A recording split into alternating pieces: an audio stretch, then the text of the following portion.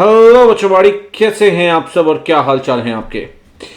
तो भाई आज हम करने वाले हैं सारे के सारे एमसीक्यूज और बेसिकली आपके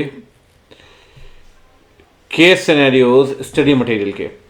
आईसीएस स्टडी मैट में जितने भी क्वेश्चन दिए गए हैं सारे के सारे एमसीक्यूज स्टडी मैट के और सारे के सारे केस सिनेरियोज। पहले करेंगे एमसीक्यूज, एक बार ये ख़त्म होते हैं तो फिर बात करेंगे केस सिनेरियोज की। और पहले एमसीक्यू करेंगे उसके बाद केस सिनेरियो। पहले सारे एमसीक्यूज लाइन से कर लेते हैं और फिर केस सिनेरियो कर लेते हैं। ये फाइल आप मेरे टेलीग्राम चैनल CNK तो से डाउनलोड कर सकते हैं, ठीक है। तो आइए बिना कोई देरी के करते हैं स्टार्ट, ठीक है। Which of the following is not an advantage of audit. कहता है हाई क्वालिटी इंफॉर्मेशन देता है audit, financial information. Moral check रहता है एम्प्लॉय पे। मैनेजमेंट का बायसनेस का रिस्क बढ़ता है। सर ये एडवांटेज थोड़ी है यार, it is not an advantage, ठीक। कौन सा पॉइंट ट्रू नहीं है एश्योरेंस एंगेजमेंट को लेकर। कहता है ये एश्योरेंस की बात करता है सिर्फ HFI को लेकर। सर यही पॉइंट गलत है। याद करिए हिस्टोरिकल फाइनेंशियल इंफॉर्मेशन के साथ साथ प्रोस्पेक्टिव की भी बात की जाती है। तो एश्योरेंस में सिर्फ हिस्टोरिकल की बात नहीं होती, बात प्रोस्पेक्टिव की भी होती है। तो ये वाला जो पॉइंट है ये गलत है, ये point this is not correct. तो वही आपसे ये पूछ रहा है कि कौन सा ट्रू नहीं है, तो ए वाला is not true. Which of the following is true about engagement standard. Engagement standard को लेकर कौन सा पॉइंट ट्रू है। कहता है एंगेजमेंट स्टैंडर्ड जो है ये प्रॉपर राइट्स देते हैं प्रैक्टिशनर को। अच्छा, प्रैक्टिशनर को अपने ड्यूटीज परफॉर्म करते वक्त। कहता है एंगेजमेंट स्टैंडर्ड्स जो होते हैं इंश्योर करते हैं प्रिपरेशन और प्रेजेंटेशन हो फाइनेंशियल स्टेटमेंट का इन अ स्टैंडर्डाइज मैनर। क्या बात कर रहे हो।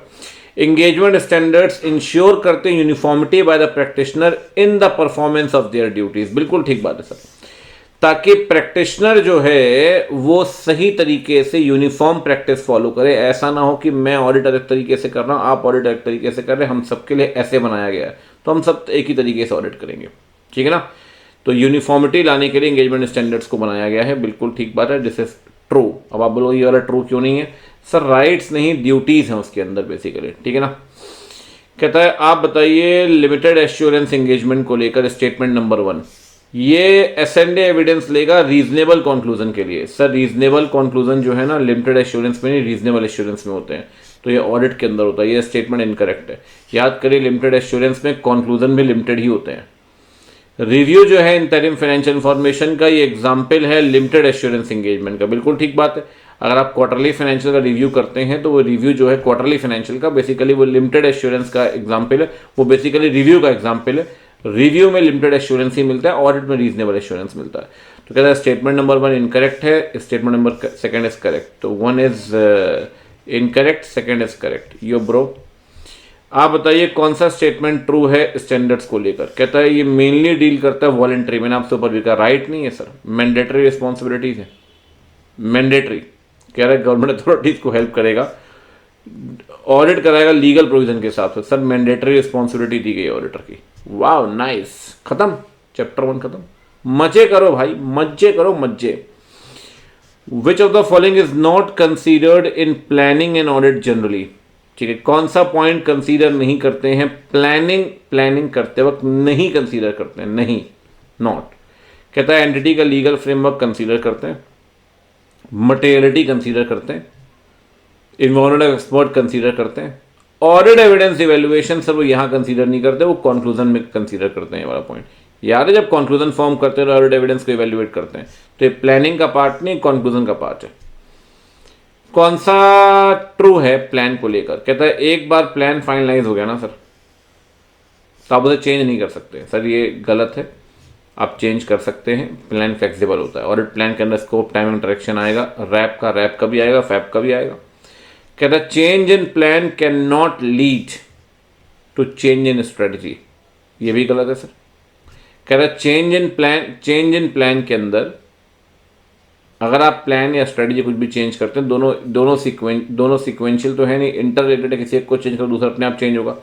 ऑडिट प्लान का डॉक्यूमेंटेशन करना पड़ेगा ऑडिटर को। देखो सर ऐसा है, एक बात समझिए। कहता है प्लान के अंदर scope, timing, direction, plan RAP का एंटी आता है, scope, timing, direction, anti word use करते हैं और प्लान का डॉक्यूमेंटेशन करना पड़ेगा। ये सबसे सही है। प्लान क्या बेसिकली स्ट्रेटजी का डॉक्यूमेंटेशन करते हैं, सही बताऊं मैं, और चेंजेस करते हैं तो उसका डॉक्यूमेंटेशन करते हैं, तो क्या डॉक्यूमेंटेशन वाला पॉइंट, ठीक है। इसके बाद क्या किया है, which of the following is not included in the program normally, किसे इंक्लूड नहीं करते प्रोग्राम के अंदर, तो कहता है extent of checking, date of checking, nature of type of procedure, planning of RAP. Sir RAP वाला पॉइंट अगर आपको थोड़ा सा याद हो तो आपने सैंपल प्रोग्राम बनाया होगा, हमने क्लास के अंदर बनाया भी होता है सैंपल प्रोग्राम, तो कहता है वो सैंपल प्रोग्राम वाला पॉइंट नहीं आएगा, ठीक है ना। ठीक है सर, अब आगे बढ़ो फटाफट से, अगला सुनो। कहता है कौन सा एडवांटेज नहीं है प्रोग्राम का, guide for audit, responsibility of assistant, shelter for assistant. Sir ये ना एडवांटेज, ये एडवांटेज नहीं है, डिसएडवांटेज है। इनएफिशिएंट असिस्टेंट के लिए शेल्टर का काम करता है, ये डिसएडवांटेज है।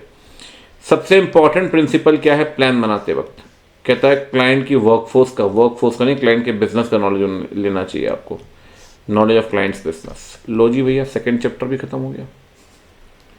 कौन सा पॉइंट ट्रू है मटेरियलिटी को लेकर, कहता है नेचर से अनअफेक्टेड होता है बाय रेगुलेशन और law.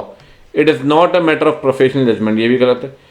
It is not always a matter of relative size, बिल्कुल ठीक बात है, हमेशा कहता हूं मटेरियलिटी में, sir materiality is not only about size, वहां नेचर ऑफ स्टेटमेंट भी देखते हैं, सर्कमस्टांसेस ऑफ अकरेंस भी देखते हैं, तीन बातें देखते हैं मटेरियलिटी कंसीडर करते हो, सिर्फ साइज की बात नहीं है यहाँ पे।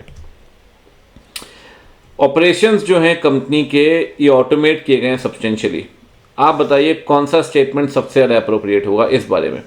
सब्सटेंशियल ऑटोमेशन हो चुका है, कहता है अगर सब्सटेंशियल ऑटोमेशन होगा तो आप बताओ चीज़ें सिंपल होंगी या थोड़ी कॉम्प्लेक्स होंगी, तो कहता है सब चीज़ें कॉम्प्लेक्स होंगी, यही स्टेटमेंट मोस्ट अप्रोप्रिएट है। कहता है सिंपल होंगी तो होगा नहीं, कहता है ऑटोमेशन का कोई रिलेशनशिप नहीं बिजनेस एनवायरनमेंट के साथ, सिंपल बिजनेस एनवायरनमेंट नहीं सर।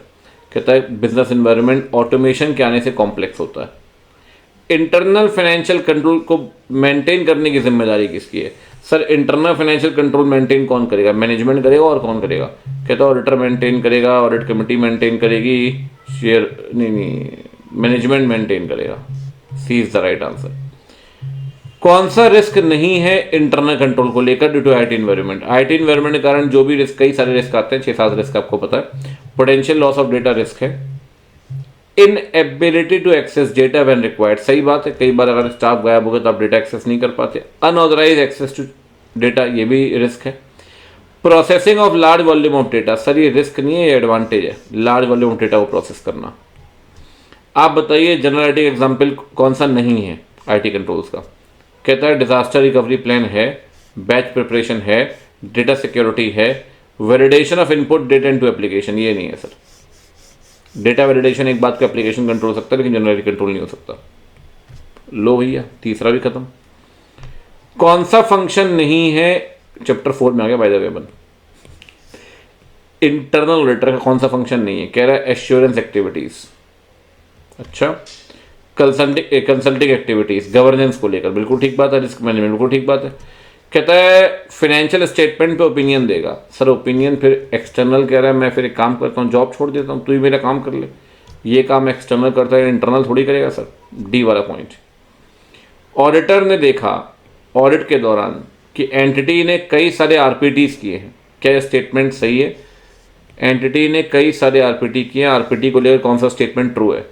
कहता है रिस्क जो है ना कि मैनेजमेंट कंट्रोल को ओवरराइड कर सकता है, आरपीटी को लेकर लोअर नहीं है सर, हायर होता है।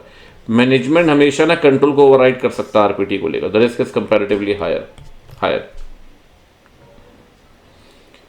कौन सा ऑब्जेक्टिव नहीं है इंटरनल फाइनेंशियल कंट्रोल का, सेफगार्डिंग ऑफ एसेट्स है, एफिशिएंटली इफेक्टिवली बिजनेस चलाना ये भी है, फ्रॉड एरर को रोकना पकड़ना ये भी है, audit risk, internal financial control तो मैनेजमेंट की जिम्मेदारी है, मैनेजमेंट की, ऑडिट रिस्क से क्या मतलब सर। कौन सा एडवांटेज नहीं है स्टैटिस्टिकल सैंपलिंग का, सैंपल साइज नहीं बढ़ेगा अगर प्रोपोर्शनलिटी मतलब आपका पॉपुलेशन बढ़ती है तो, सर ये एडवांटेज है। ज़्यादा ऑब्जेक्टिव एडवांटेज है। कैलकुलेटेड रिस्क होगा एडवांटेज है। कहता है verifying compliance with the specific, sir compliance of law statistical sampling थोड़ी इंश्योर करेगी आपके लिए, वैसे भी यहाँ कंप्लायंस ऑफ लॉ चेक करना होता है, वहाँ सैम्पलिंग नहीं करते अपन, तो यहाँ सैम्पलिंग का एडवांटेज नहीं है स्टैटिस्टिकल सैम्पलिंग का। ऑडिटर ने ना, कंपनी के ऑडिटर ने एक्सटर्नल कंफर्मेशन लिया एक एंटिटी से जो कंपनी को गुड्स बेच रही है, to home company has sold goods, जिसको कंपनी ने गुड्स बेचे हैं। अमाउंट को प्रॉपरली क्लासिफाई किया गया फाइनेंशियल स्टेटमेंट के अंदर। विच of the following statement is not true? कहता है इट शोज कि ट्रेड रिसीवेबल्स हैं, ठीक है, अमाउंट को प्रॉपरली क्लासिफाई किया गया है, ठीक। इट शोज कि trade receivables are properly valued, properly valued. Sir classification से वैल्यू का क्या मतलब? वैल्यू का तो अलग अर्शन अलग हुआ ना सर। कहता है एंटिटी के पास राइट होगा, राइट वाला पॉइंट सही है, अगर आपने लिखा है तो राइट तो होगा आपके पास, और प्रॉपर अकाउंट हो तो क्लासिफिकेशन जब लिखा ही हुआ है प्रॉपर क्लासिफिकेशन तो प्रॉपर अकाउंट में आएगा। ये वाला पॉइंट सर ये सही नहीं है, बी वाला, वैल्यूएशन का सर्शन अलग होता है। लो भाई चैप्टर नंबर 5 पे आ जाओ। ऑडिटर वेरीफाई कर रहा है परचेज जेन्युइननेस चेक करने के लिए, तो वो चेक कर रहा है कि फेक ट्रेड पेबल नहीं होने चाहिए। कौन सा असर्शन आप चेक करोगे परचेज के अंदर और ट्रेड पेबल के अंदर कि फेक कैरेक्टर्स तो नहीं है? फेक कैरेक्टर नहीं है, इसके लिए दोनों पॉइंट पूछे हैं। कह रहा है परचेज को भी बताओ और ट्रेड पेबल का भी बताओ। देखो भैया फेक नहीं है, उसके लिए सबसे पहले मैं आपको बता दूं, अगर हम बात करें परचेज को लेकर तो परचेज एक आपका आइटम है इनकम स्टेटमेंट का। इनकम स्टेटमेंट में 3 असर्शन होते हैं, ओसीएम, अकरेंस, कंप्लीटनेस, मेजरमेंट। तो सही में परचेज हुई है और सही में हुई होगी अकरेंस, तो ये अकरेंस वाला है कि फेक परचेज तो नहीं है।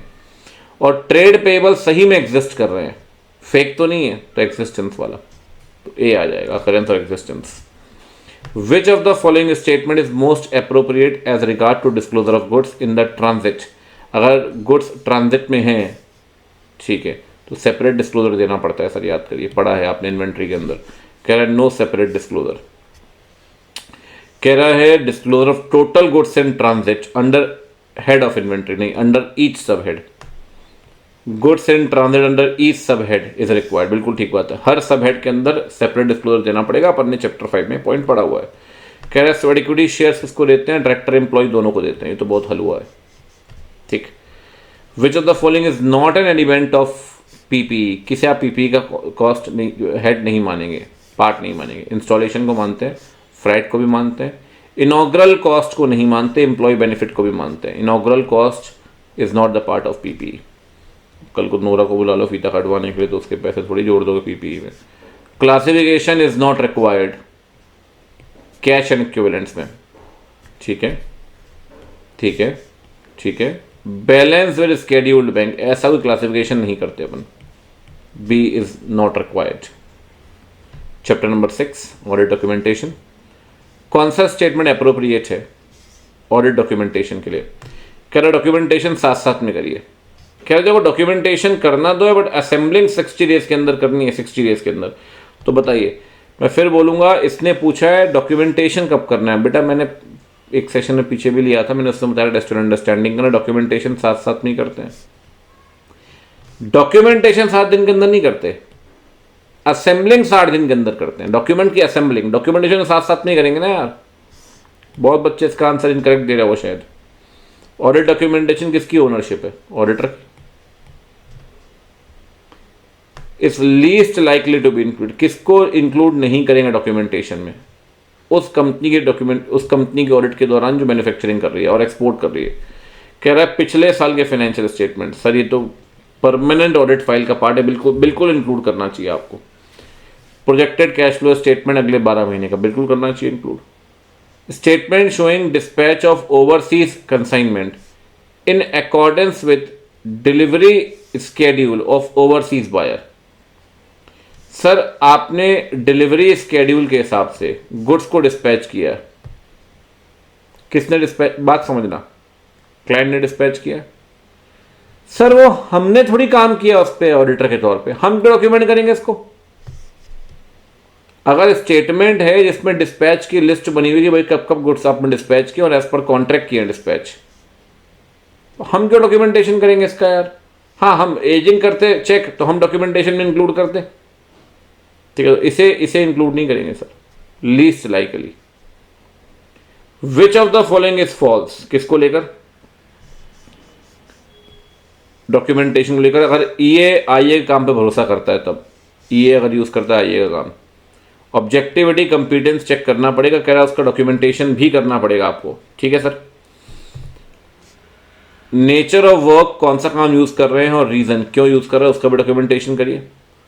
डॉक्यूमेंटेशन करिए कि क्वालिटी कंट्रोल यूज किया आईए ने, सिस्टमैटिक और डिसिप्लिन अप्रोच, एनीवेज 610 में लिखा होता अगर आपको याद हो।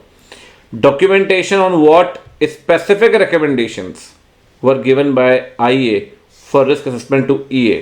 सर ये क्या बवाल है, कहता है आईए ने जो रिकमेंडेशन ईए को दिए हैं रैप को लेकर, उसका डॉक्यूमेंटेशन करेंगे।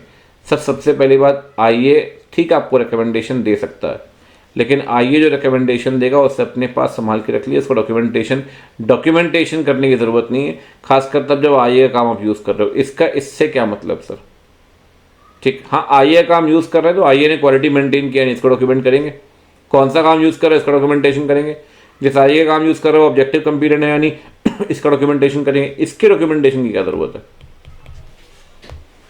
आओ भी चैप्टर 7 में अच्छे क्वेश्चन है। चैप्टर 6 के अंदर ऑडिटर जो है वो कम्युनिकेट कर रहा है सिग्निफिकेंट फाइंडिंग्स ऑडिट की टीसीडब्ल्यूजी के साथ।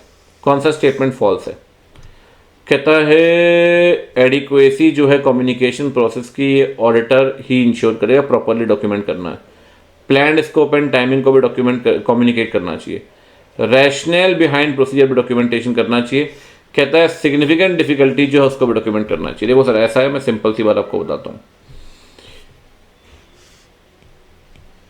कम्युनिकेशन टाइमली करना है, राइटिंग में करना है सिग्निफिकेंट फाइंडिंग्स का, आप करिए कोई दिक्कत नहीं है। 260 के अंदर स्कोप टाइमिंग बताइए, रिस्पॉन्सिबिलिटी बताइए, लिस्टेड कंपनी में इंडिपेंडेंस वाली बात बताइए, कोई दिक्कत नहीं, सब सच है। रैशनल वाला पॉइंट आप कहीं भी नहीं पढ़ते 560 में, बल्कि 550 के अंदर एक पॉइंट आता है आरपीटी को लेकर कि अगर नॉर्मल कोर्स ऑफ बिजनेस में नहीं तो फिर रैशनल लिखना पड़ता है। रैशनल का जिक्र तक नहीं किया सर 260 के अंदर कहीं भी। WR क्या है, कह रहे WR नेसेसरी एविडेंस है, एसएनडी एविडेंस तो है नहीं। एविडेंस है बट एसएनडी एविडेंस नहीं, अपने आप में एविडेंस ही नहीं है। कह रहे एविडेंस कैसा होगा वो आप तय करोगे, नेसेसरी और एविडेंस। कौन सा स्टेटमेंट फॉल्स है रिगार्डिंग कम्युनिकेशन ऑफ स्टेटमेंट 450। कहता है सर आप रिक्वेस्ट करेंगे टीसीडब्ल्यूजी से कि भाई ठीक कर लो, सही है। तो ऑडिटर WR लेगा कि मैनेजमेंट एक्नॉलेज कर रहा है क्या कि effect of uncorrected is material, ये भी ठीक है। अगर मैनेजमेंट बोलने के बाद वो ठीक नहीं करता ना तो अपन बोलते हैं भाई WR दे दे कि सही में इमटेरियल है, ठीक। अरे मटेरियल नहीं है, वही तो मैंने बोला, ये तो आ जाएगा इमटेरियल कि जो अनकरेक्टेड में स्टेटमेंट का इफेक्ट है वो इमटेरियल है। वही बोलते बोलते मैं कह रहा हूँ सही है, बोल में सही रहा हूँ, यहाँ इमटेरियल होगा, मटेरियल नहीं, इसलिए स्टेटमेंट इनकरेक्ट है। ये पूछ रहे हैं ना, फॉल्स, ठीक है। कौन सा एग्जाम्पल नहीं है सब्सिक्वेंट इवेंट का, event occurring on the date of financial statement. अगर एग्जैक्ट 31 मार्च को ही इवेंट हो रहा है तो बताइए सर ये सब्सिक्वेंट इवेंट नहीं है। कौन सा एग्जाम्पल नहीं है कंडीशंस इवेंट का जो गोइंग कंसर्न पे डाउट क्रिएट करती है। एडवर्स की financial issues, sir financial indicator है। Inability to invest in the modernisation of plant, sir ये कोई फैक्टर था ही नहीं, ये तो था फिर भी, तो कह रहा है कौन सा फैक्टर नहीं है, ये था। क्रेडिटर को पैसे नहीं दे पाए, ये भी है। सैलरी नहीं दे पा रही, ये भी है, लेकिन ये पॉइंट नहीं है, तो ये इनकरेक्ट पॉइंट है 570 के अंदर। जब आप अनमॉडिफाइड ओपिनियन दोगे ना तो ऑडिटर कौन सा फ्रेज यूज नहीं करेगा, ऑडिटर कौन सा फ्रेज यूज नहीं करेगा विद द फॉलोइंग एक्सप्लेनेशन। या तो अपन यूज करते हैं प्रेजेंट फेयरली या अपन यूज करते हैं ट्रू एंड फेयर भी, दोनों इक्विवेलेंट फ्रेज है, याद करिए अनमॉडिफाइड में। कौन सा पैराग्राफ है जिसे इंक्लूड करते हैं ऑडिट रिपोर्ट में, जो उन मैटर्स की बात करता है जो फाइनेंशियल में डिस्क्लोज किए गए हैं और ऑडिटर के हिसाब से फंडामेंटल यूजर्स अंडरस्टैंडिंग के लिए of the financial statement, EOM paragraph, क्योंकि उन मैटर्स की बात कर रहे हैं जो फाइनेंशियल में डिस्क्लोज किए गए हैं। कम्युनिकेटिंग की ऑडिट मैटर सब्स्टिट्यूट है फाइनेंशियल स्टेटमेंट के डिस्क्लोजर का, इनकरेक्ट है sir. Instead of modifying opinion 705 के अंदर ऑडिटर की ऑडिट मैटर यूज कर सकता है, सर मॉडिफाइड कभी भी की ऑडिट मैटर सब्स्टिट्यूट नहीं है, ना तो मॉडिफाइड का और ना ही फाइनेंशियल स्टेटमेंट के डिस्क्लोजर का, ना ही गोइंग कंसर्न का, तीन चीज़ों सब्स्टिट्यूट नहीं है, दोनों स्टेटमेंट इनकरेक्ट है। 700 ओपिनियन को लेकर है, करेक्ट है। 701 किलोमीटर को लेकर है। 705 कंपैरेटिव, इनकरेक्ट है सर, ये पूछ रहा है। 705 मॉडिफाइड ओपिनियन का है। 710 कंपैरेटिव का है बेसिकली। जॉइंट ऑडिटर की रिस्पॉन्सिबिलिटी कहाँ दी गई? 299 में, 229 नहीं, 299, ठीक है। आ जाओ भाई चैप्टर 9 के अंदर, different type of entities. Municipal corporation की ऑडिट जो है चल रही है। ऑब्जेक्टिव क्या नहीं है ऑडिट को लेकर?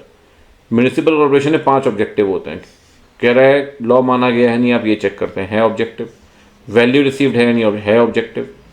वीकनेस ऑफ फाइनेंशियल कंट्रोल है ऑब्जेक्टिव।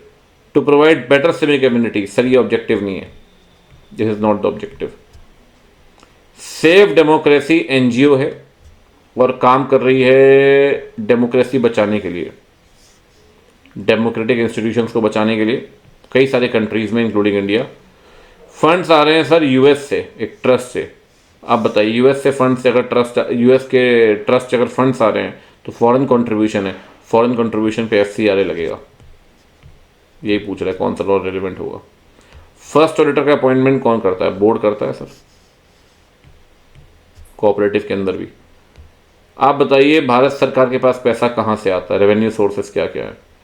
तो रेवेन्यू सोर्सेस डायरेक्ट टैक्स भी है, इनडायरेक्ट टैक्स भी है, कस्टम और एक्साइज भी है। आप बताइए इसमें से कौन सा पैसा जो है वो सीएफआई में जाएगा? देखो भैया ऐसा है, अगर हम सीएफआई की बात करें तो कहता है ये जो पैसे हैं आपके 3, डायरेक्ट टैक्स, इनडायरेक्ट में ये और फिर ये जो आर वाला पॉइंट है आपका, आर वाला मतलब बोले तो आर वाला पॉइंट आपका कस्टम वाला, वो नहीं जाएगा, ठीक। तो क्या क्या आ जाएगा इसमें? इसमें आ जाएगा PQS। एलएलपी रिटर्न्स फाइल करती है किसके पास?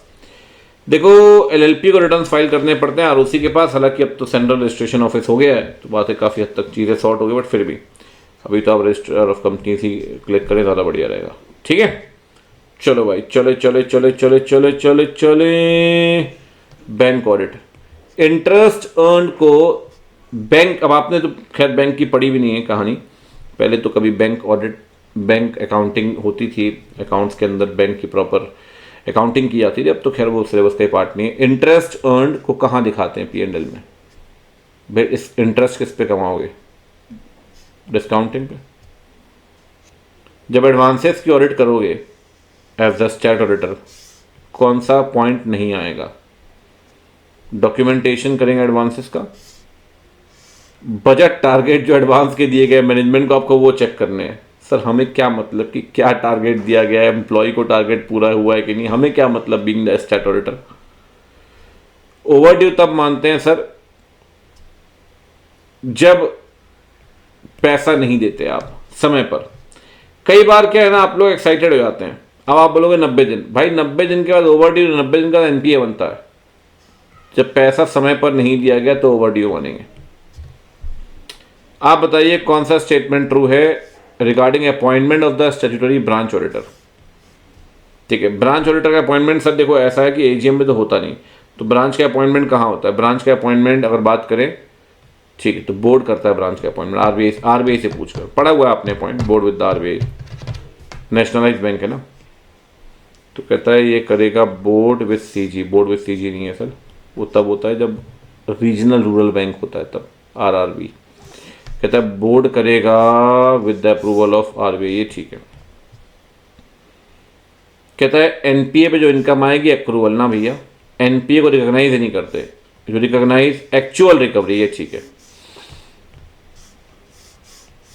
जब रियलाइज हो तभी रिकॉग्नाइज करिए, जब प्राप्त हो तभी लिखे, एनपीए होने के बाद उस पे इनकम, तब तक मत लिखें। Identify the most appropriate statement. SA 220 सब पे लगता है सर, फॉर्म पे नहीं लगता, SQC1 फॉर्म पे लगता है, SA 220 ऑडिट पे लगता है, ठीक। SQC1 जो है ये मान के चलते हैं कि SA 220 माना जा रहा होगा, सर उल्टा लिखा है। SA 220 मान के चलते हैं कि SQC1 माना जा रहा होगा। SQC1 तो हर केस पे लगे, ऑडिट करो चाहे कुछ भी करो, लेकिन जो 220 है वो सिर्फ ऑडिट पे लगता है। तो अगर आप ऑडिट कर रहे हो तो ये भी मान रहे हो, ये भी मान रहे हो। फाइनल में ना जब आप चैप्टर 1 पढ़ेंगे वहाँ SQC 1 भी 220 भी है, तो वहाँ पे ये लाइन लिखी हुई है डिफरेंस बिटवीन में दोनों में, साइन qua नॉन। ठीक। प्रोफेशनल स्केप्टिसिज्म में कह रहा है overlooking unusual circumstances, using inappropriate assumptions। Sir ये तीनों पॉइंट ना रिस्क रिड्यूस करता है इनका, ऐसा नहीं करते अपन, विजिलेंट रहते हैं,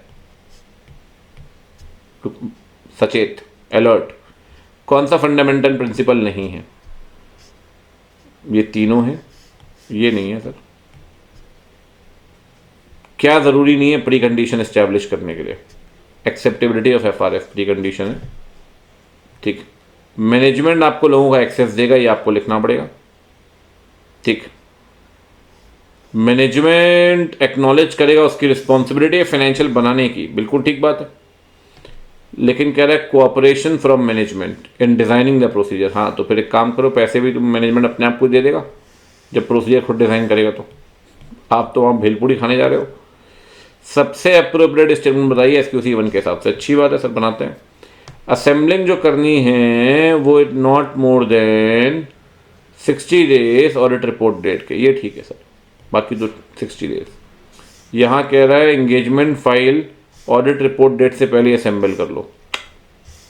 यहाँ कह रहा है not more than 60 days after completion of engagement. 60 दिन एंगेजमेंट से काउंट नहीं करते कंप्लीशन, 60 दिन काउंट करते हैं रिपोर्ट डेट से। ये सही है सर।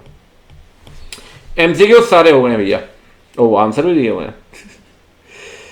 MCQ सारे हो गए हैं। अब बढ़ते हैं आगे और अब बात कर लेते हैं फटाफट से स्टडी मेट के सारे केस सिनेरियोज की, और चलते हैं स्टार्टिंग करते हैं सबसे बड़े चैप्टर 1 की तरफ। चैप्टर 1 क्या बोलता है ये बात करते हैं। Case scenario number 1, Rohit, Gurpreet, Ali और गुरेती ये फ्रेंड्स हैं अपने स्कूल डेज से। इन्होंने CA फाउंडेशन एग्जाम क्लियर किया है सेम अटेम्प्ट में। अब वो CA इंटरमीडिएट में अपीयर होना चाहते हैं।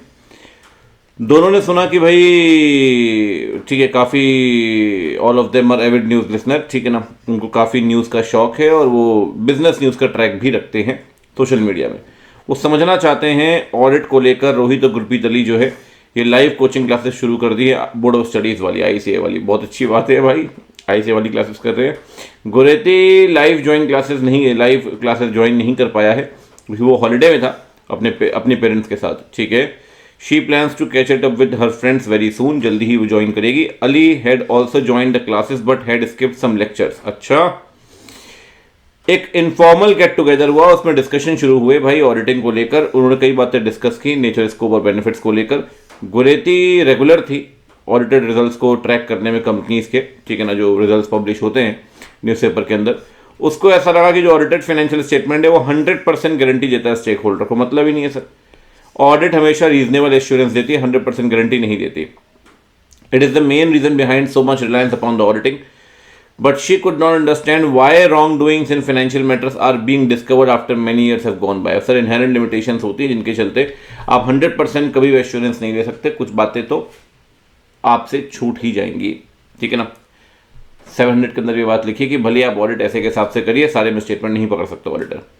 अली ने भी उसकी बात को एग्री किया, कहता है जी फाइनेंशियल स्टेटमेंट अगर ऑडिट हो जाते हैं तो कहीं ना कहीं हर एक transaction, each and every transaction verify होता है। नहीं सर, हम लेते हैं सैम्पलिंग का सहारा और हर एक ट्रांजैक्शन चेक नहीं होता। He could not give clarity to Gureti. Gurpreet को ऐसा लगता है कि ऑडिट होती है सैंपल चेकिंग पे। गुरप्रीत सही है sir. He was also of the view that audited financial are not a guarantee. बिल्कुल ठीक बात है, गारंटी नहीं है। गुरप्रीत सही बोल रहा है इस केस में। Not to be left behind, Rohit also आ गया और उसने गुरप्रीत का ही साथ दिया, ठीक है सर, और कुछ बातें खुद से भी ऐड की। आप बताइए, गुरप्रीत कह रहा है कि ऑडिटेड फाइनेंशियल स्टेटमेंट गारंटी नहीं है प्रोबेबल रॉन्ग डूइंग्स को लेकर। कौन सा एश्योरेंस मिलता है ऑडिट के अंदर? सर ऑडिट के अंदर रीजनेबल एश्योरेंस जो मॉडरेट है। भैया रीजनेबल एश्योरेंस मॉडरेट नहीं है, reasonable assurance high level assurance है। तो reasonable assurance is a high level assurance, तो मतलब option C is the right answer.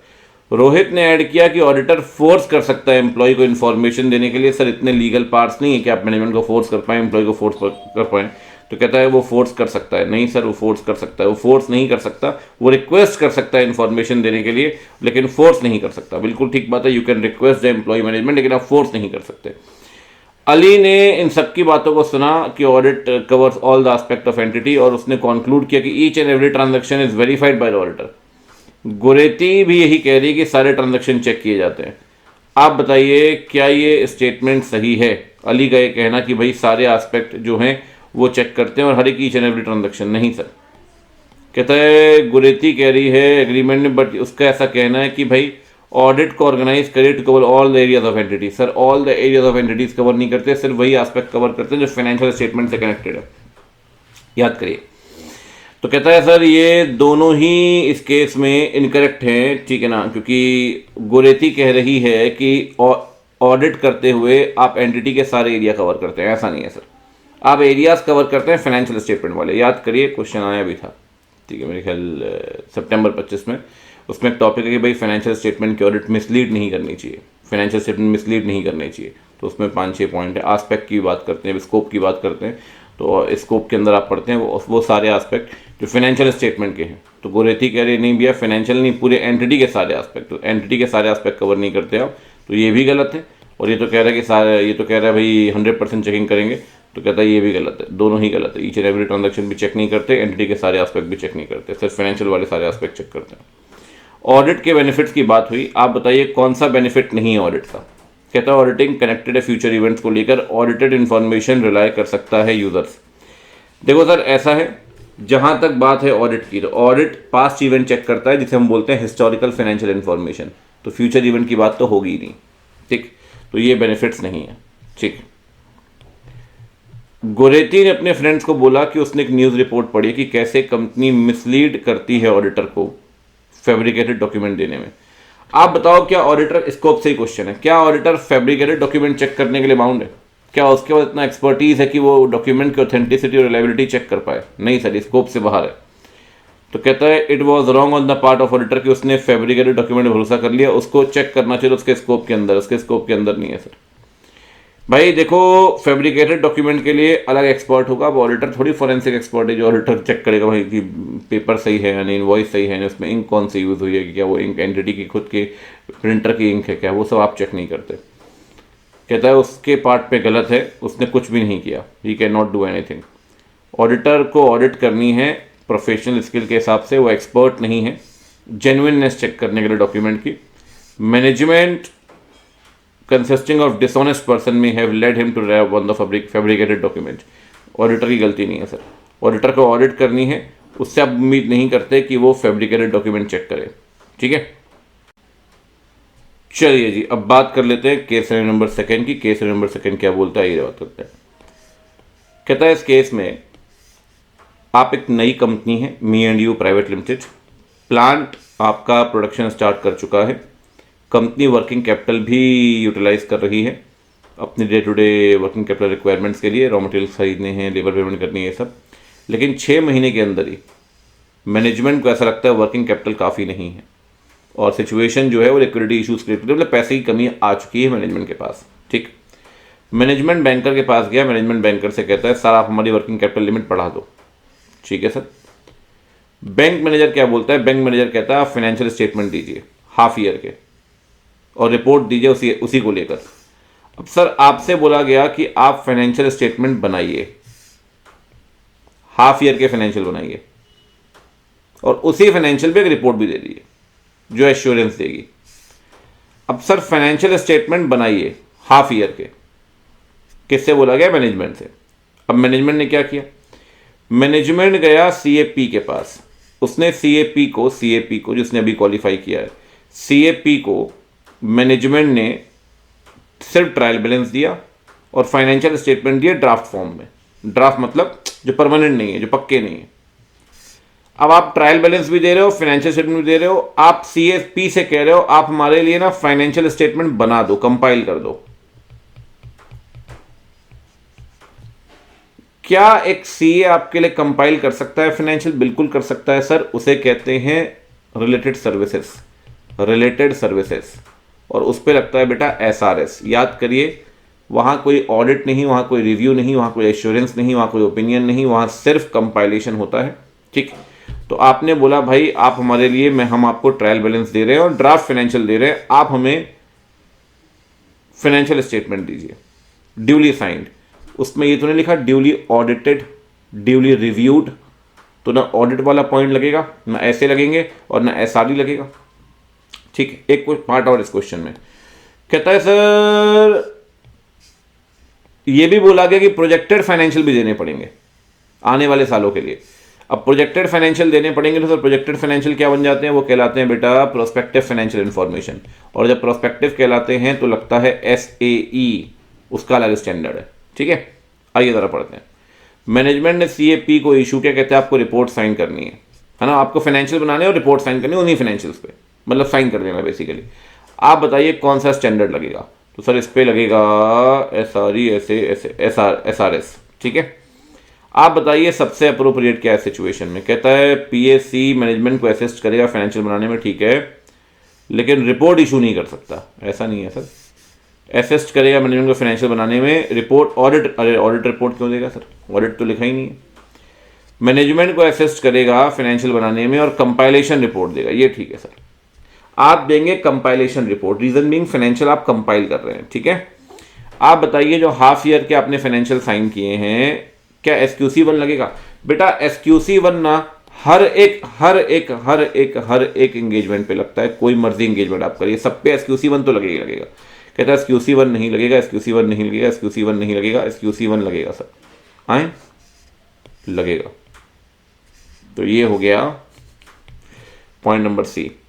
Banker जो है रिक्वेस्ट कर रहा है प्रोजेक्टेड फाइनेंशियल के लिए फॉर कमिंग ईयर्स, रिपोर्ट मांग रहा है CA से regarding these projections to consider request of management. ठीक बात है, कौन से स्टैंडर्ड जो ICAI ने इशू किए वो रेलेवेंट होंगे सर? प्रोजेक्टेड को लेकर SAE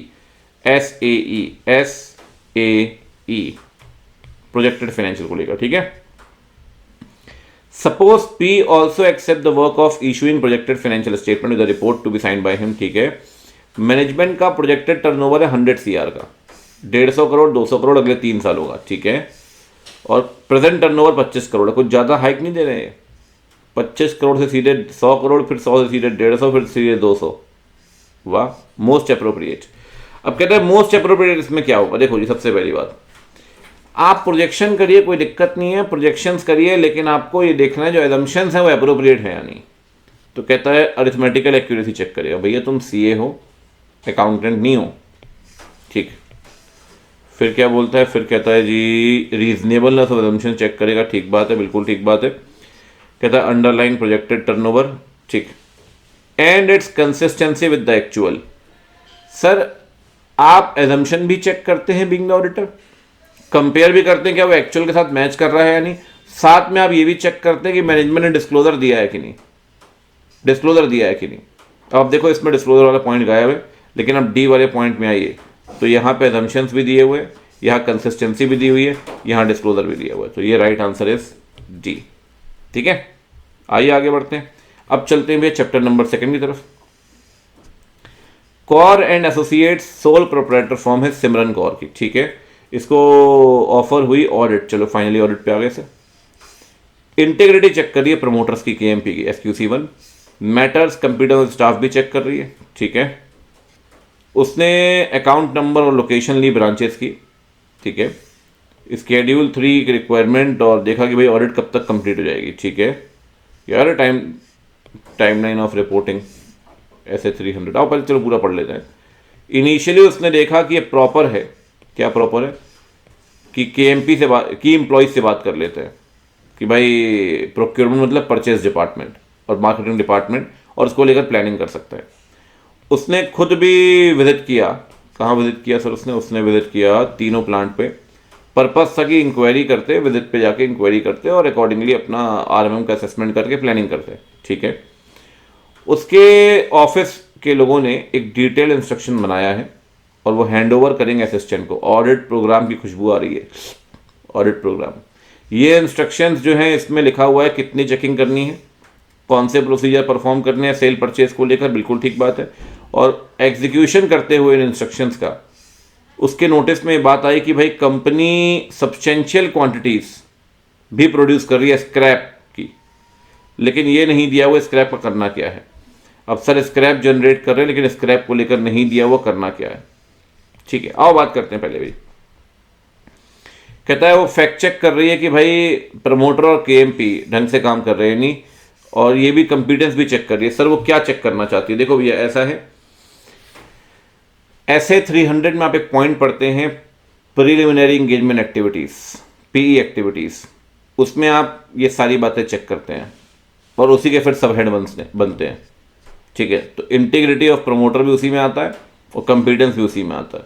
तो वो चेक कर रही है पी एक्टिविटीज़। याद है ऑलरेडी स्ट्रेटजी बनाते वक्त आप ये काम करते हैं। ठीक है, कह रहे 300 में तो बहुत हाथ तंग है हमारा।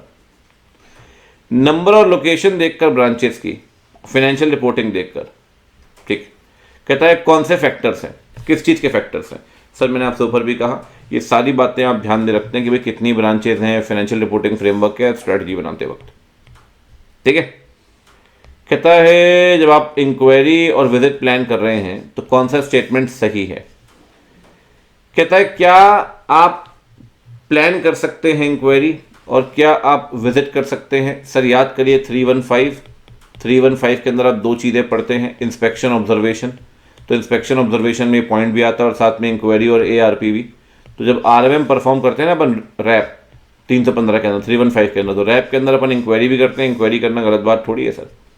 और कहता है इंस्पेक्शन ऑब्जर्वेशन भी करते हैं, उसमें विजिट वाला पॉइंट भी लिखा है, प्लान विजिट करिए, प्लान फैसिलिटीज़, लोकेशन विजिट करिए, डॉक्यूमेंट चेक करिए। कहता है ये रैप का पार्ट है और रैप का पार्ट है तो ऑडिट की फील्ड के अंदर है।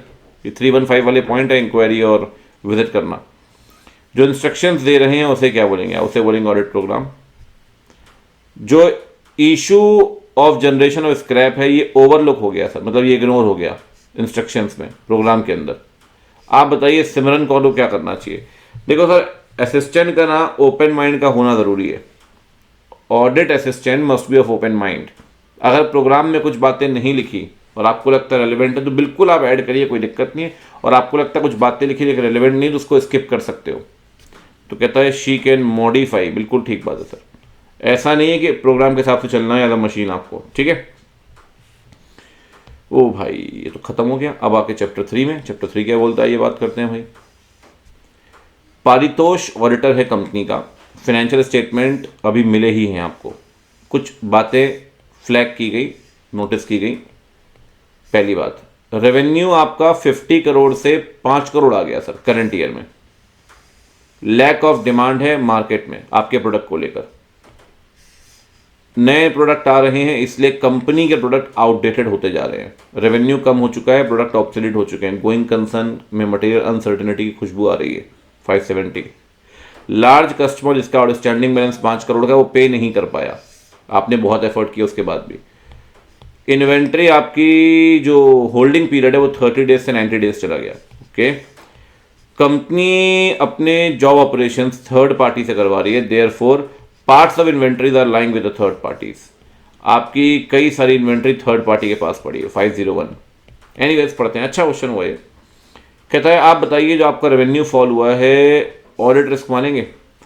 सर देखो अगर रेवेन्यू फॉल हो रहा है तो और सिमिलर इंडस्ट्री में अगर हालात खराब रहे हैं तो आप ये समझ लीजिए सर उस केस में कि कहीं ना कहीं वहां पे रिस्क है इनहेरेंट कि क्या पता मैनेजमेंट फाइनेंशियल में अभी भी रेवेन्यू वही दिखाए जो पहले था, आज तो वो रेवेन्यू रहा नहीं, तो फाइनेंशियल स्टेटमेंट के मिसस्टेटेड होने के चांसेस ज़्यादा है।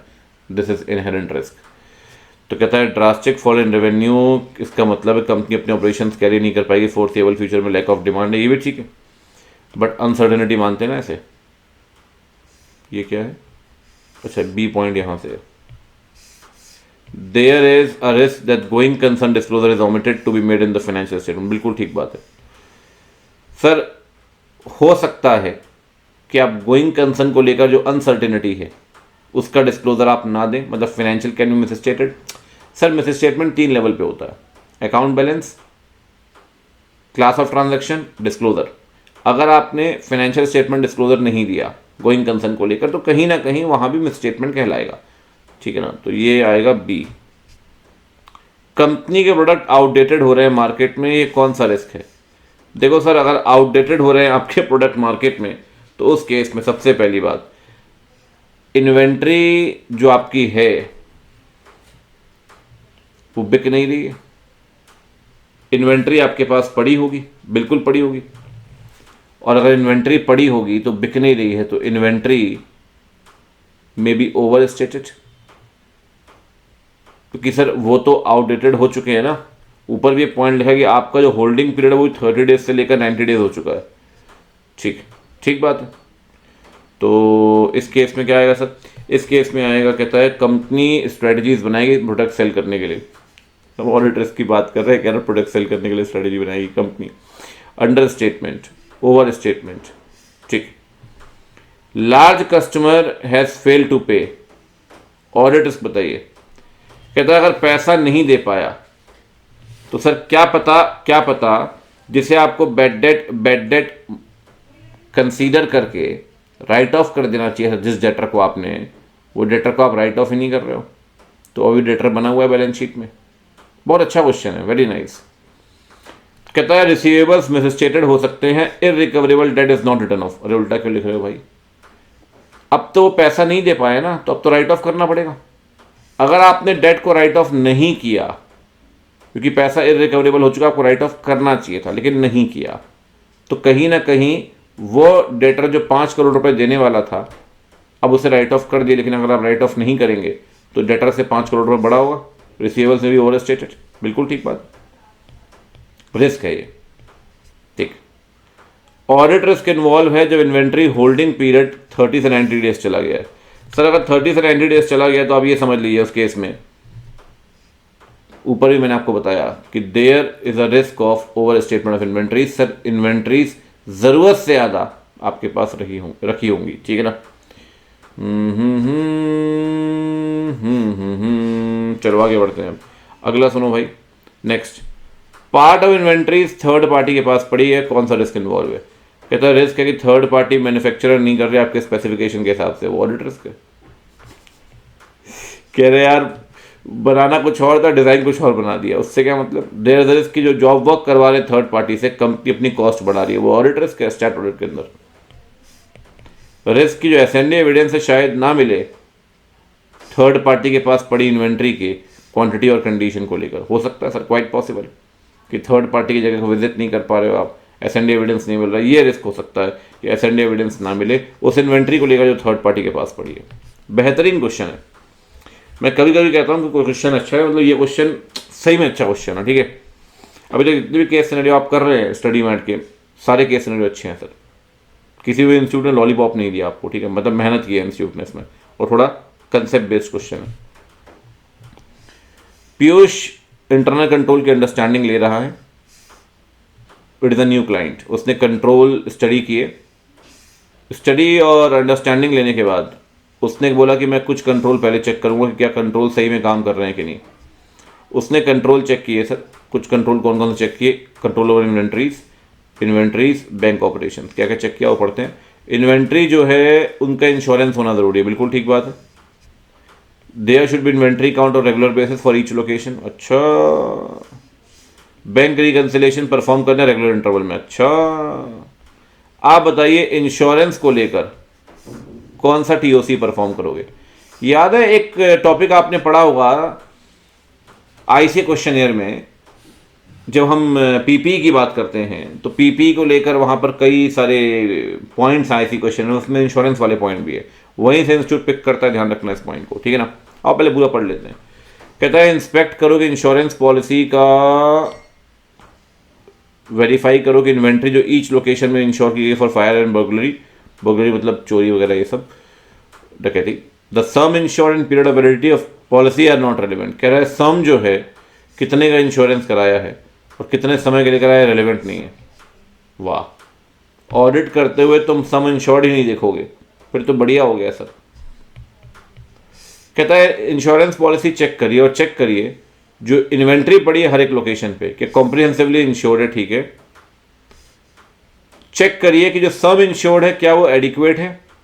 पता चला इन्वेंट्री पड़ी आपके पास 10 करोड़ की, आपके इन्वेंट्री पड़ी 10 करोड़ की और सब इंश्योर कर रहे हो आप कितना, 4 करोड़, तो 6 करोड़ की इन्वेंट्री तो इंश्योर्ड नहीं है ना उस केस में। तो कहता है कंपेयर करिए वैल्यू ऑफ इन्वेंट्री के साथ से कितना इंश्योरेंस कराया है और क्या वो सम जो इंश्योरेंस कराया क्या वो एडिक्वेट है, और इंश्योरेंस पॉलिसी एक्सपायर तो नहीं हुई है। बिल्कुल ठीक बात है। कहता है अब आप यहाँ देखो, यहाँ भी सिमिलर पॉइंट है, लेकिन यहाँ पे जो पॉइंट दिया हुआ है बी वाले में, इस पर सारे पॉइंट कवर किए उन्होंने, सारे के सारे पॉइंट कवर किए बी के अंदर। B is the right answer, ठीक। अब इसमें क्या होगा, most appropriately describe the TOC regarding inventory count. सबसे पहली बात कहता है, अब यहाँ पे ना कुछ ऑप्शंस में इंस्टीट्यूट ने थोड़ी सी कामचोरी की है और अच्छे ऑप्शंस बना सकते थे लेकिन नहीं बनाए। अब जैसे यहाँ देखो, इस वाले में क्या किया, पॉइंट्स लगभग सिमिलर है, बस यहाँ पे 2-3 पॉइंट ऐड कर दिए, यहाँ माइनस कर दिए। मतलब कुछ और बनाना चाहिए अच्छे ऑप्शंस, ऊपर भी उन्होंने किया था, इस क्वेश्चन में ज़्यादा किया है।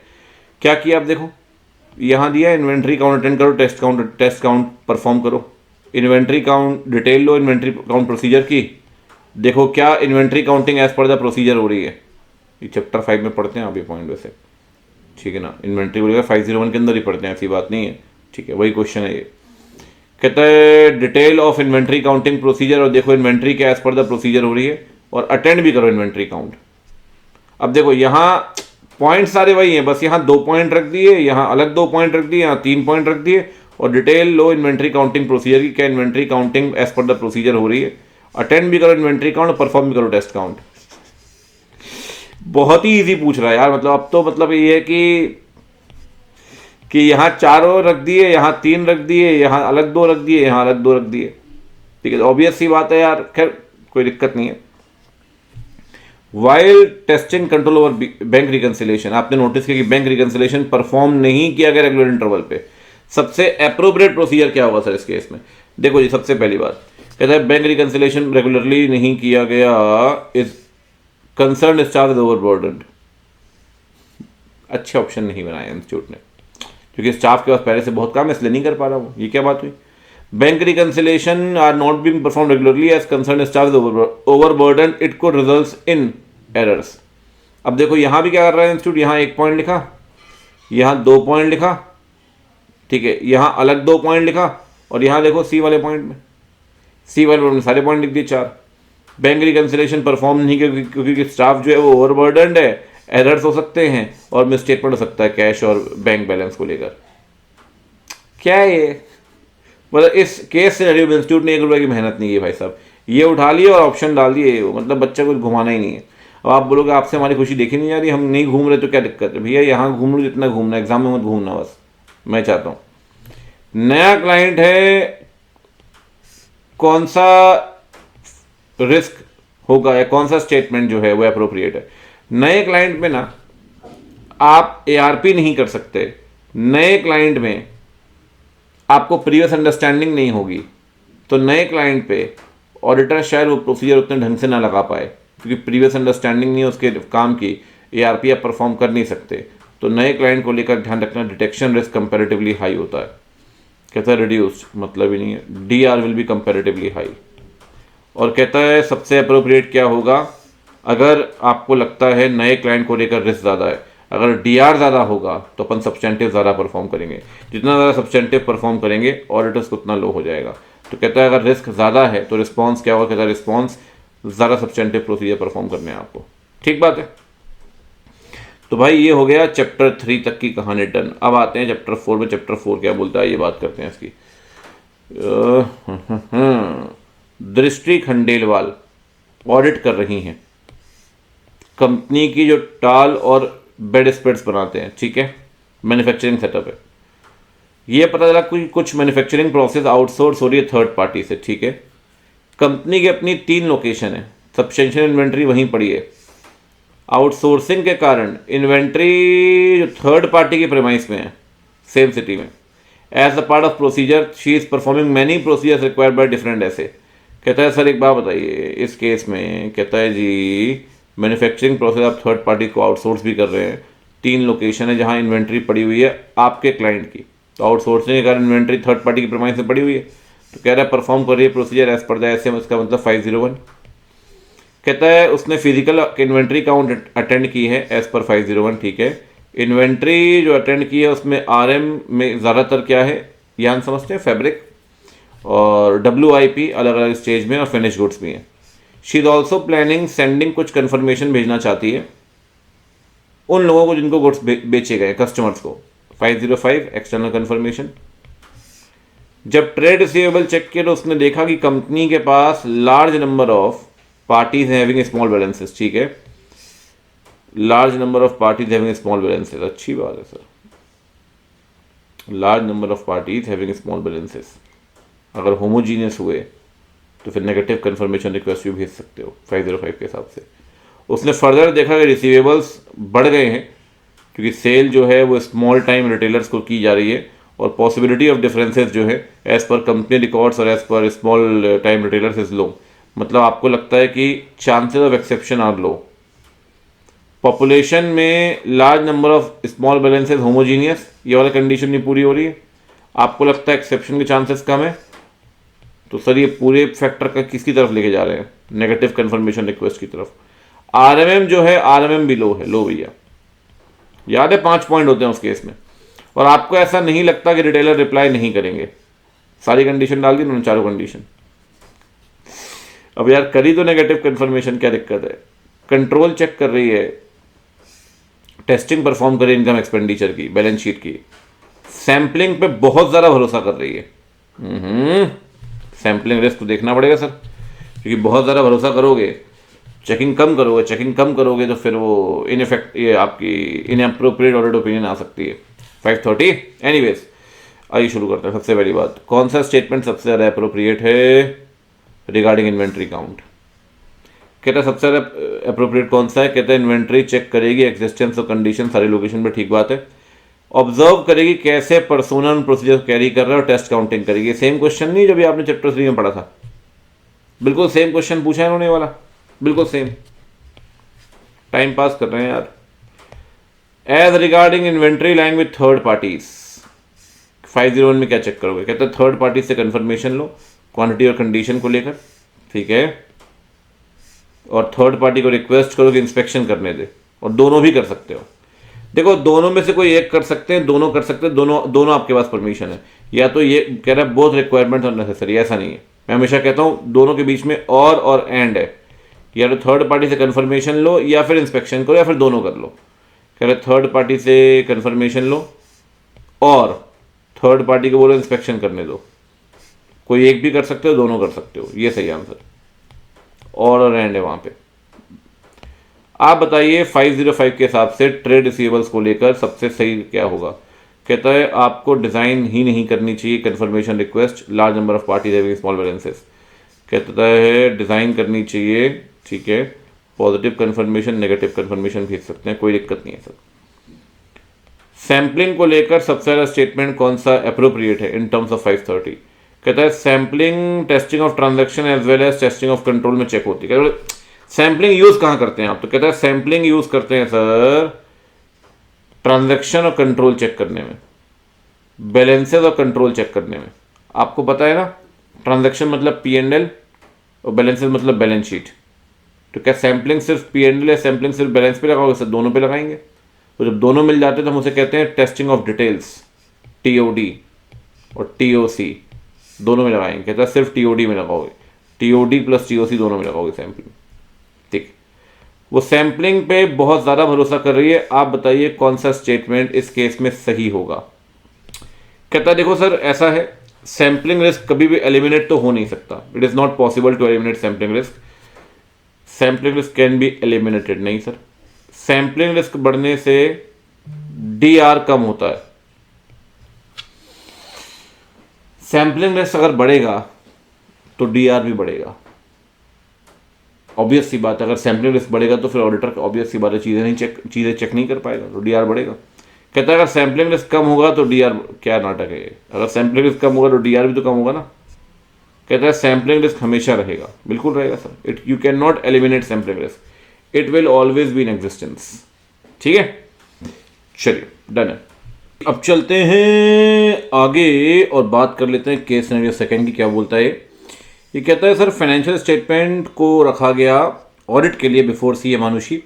जब फाइनेंशियल स्टेटमेंट चेक किए तो असर्शंस वो चेक करना चाहती थी फाइनेंशियल स्टेटमेंट को लेकर, और उन्होंने कुछ डिटेल चेकिंग के लिए प्रोसीजर्स को प्लान किया। पहला प्रोसीजर क्या है? कुछ मेजर बिल वेरीफाई करने हैं मशीनरी रिपेयर अकाउंट के। पर्पस है चेक करना कि क्लासिफिकेशन प्रॉपर है या नहीं और प्रॉपरली एंट्री हुई है या नहीं। सर देखो मशीनरी रिपेयर जो है बेसिकली ये ट्रांजैक्शन है, ये आइटम है इनकम स्टेटमेंट का, है ना। मशीनरी परचेस होती है तो फिर वो बैलेंस शीट का पार्ट होता है, वो डिटेल कहलाता। तो यहाँ पे जब आप देखते हैं प्रॉपर करेक्टली और क्लासिफिकेशन प्रॉपर है तो आप देखते हैं प्रॉपर अकाउंट प्रॉपर अमाउंट, इसे मेजरमेंट कहते हैं बेसिकली हम। खैर कोई बात नहीं, असर्शन की बात कर रहा है। ये कहता है सारे के सारे बैलेंसेस जो है वो ट्रेड पेबल के जेन्युइन है और वो फेक नहीं है, मतलब सही में ट्रेड पेबल एग्जिस्ट कर रहा है, ये एग्जिस्टेंस की बात कर रहा है। ठीक है।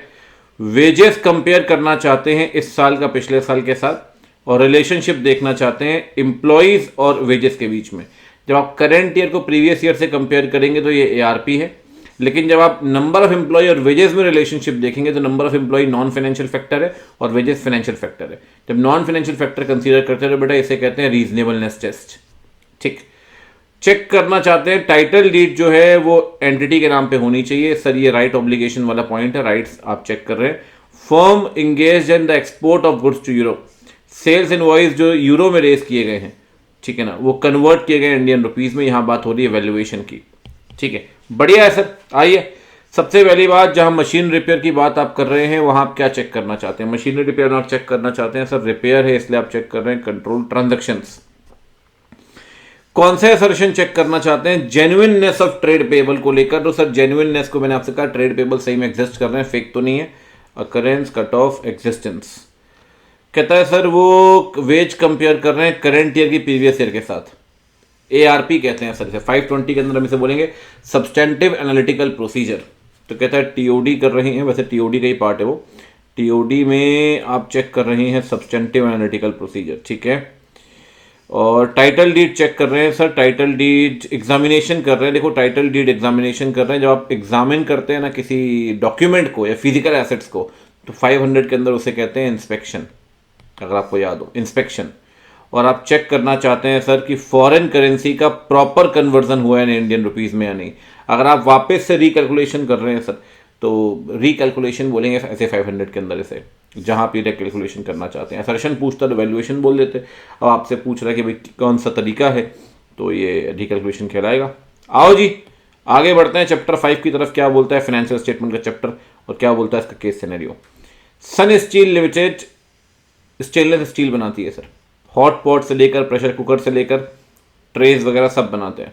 कंपनी का कॉर्पोरेट ऑफिस दिल्ली में है, प्लांट रायगढ़ में है छत्तीसगढ़ के अंदर। क्या बात है। कंपनी प्लान कर रही है एक्सपेंशन करना, 2 प्लांट खोलना चाहती है रायपुर में।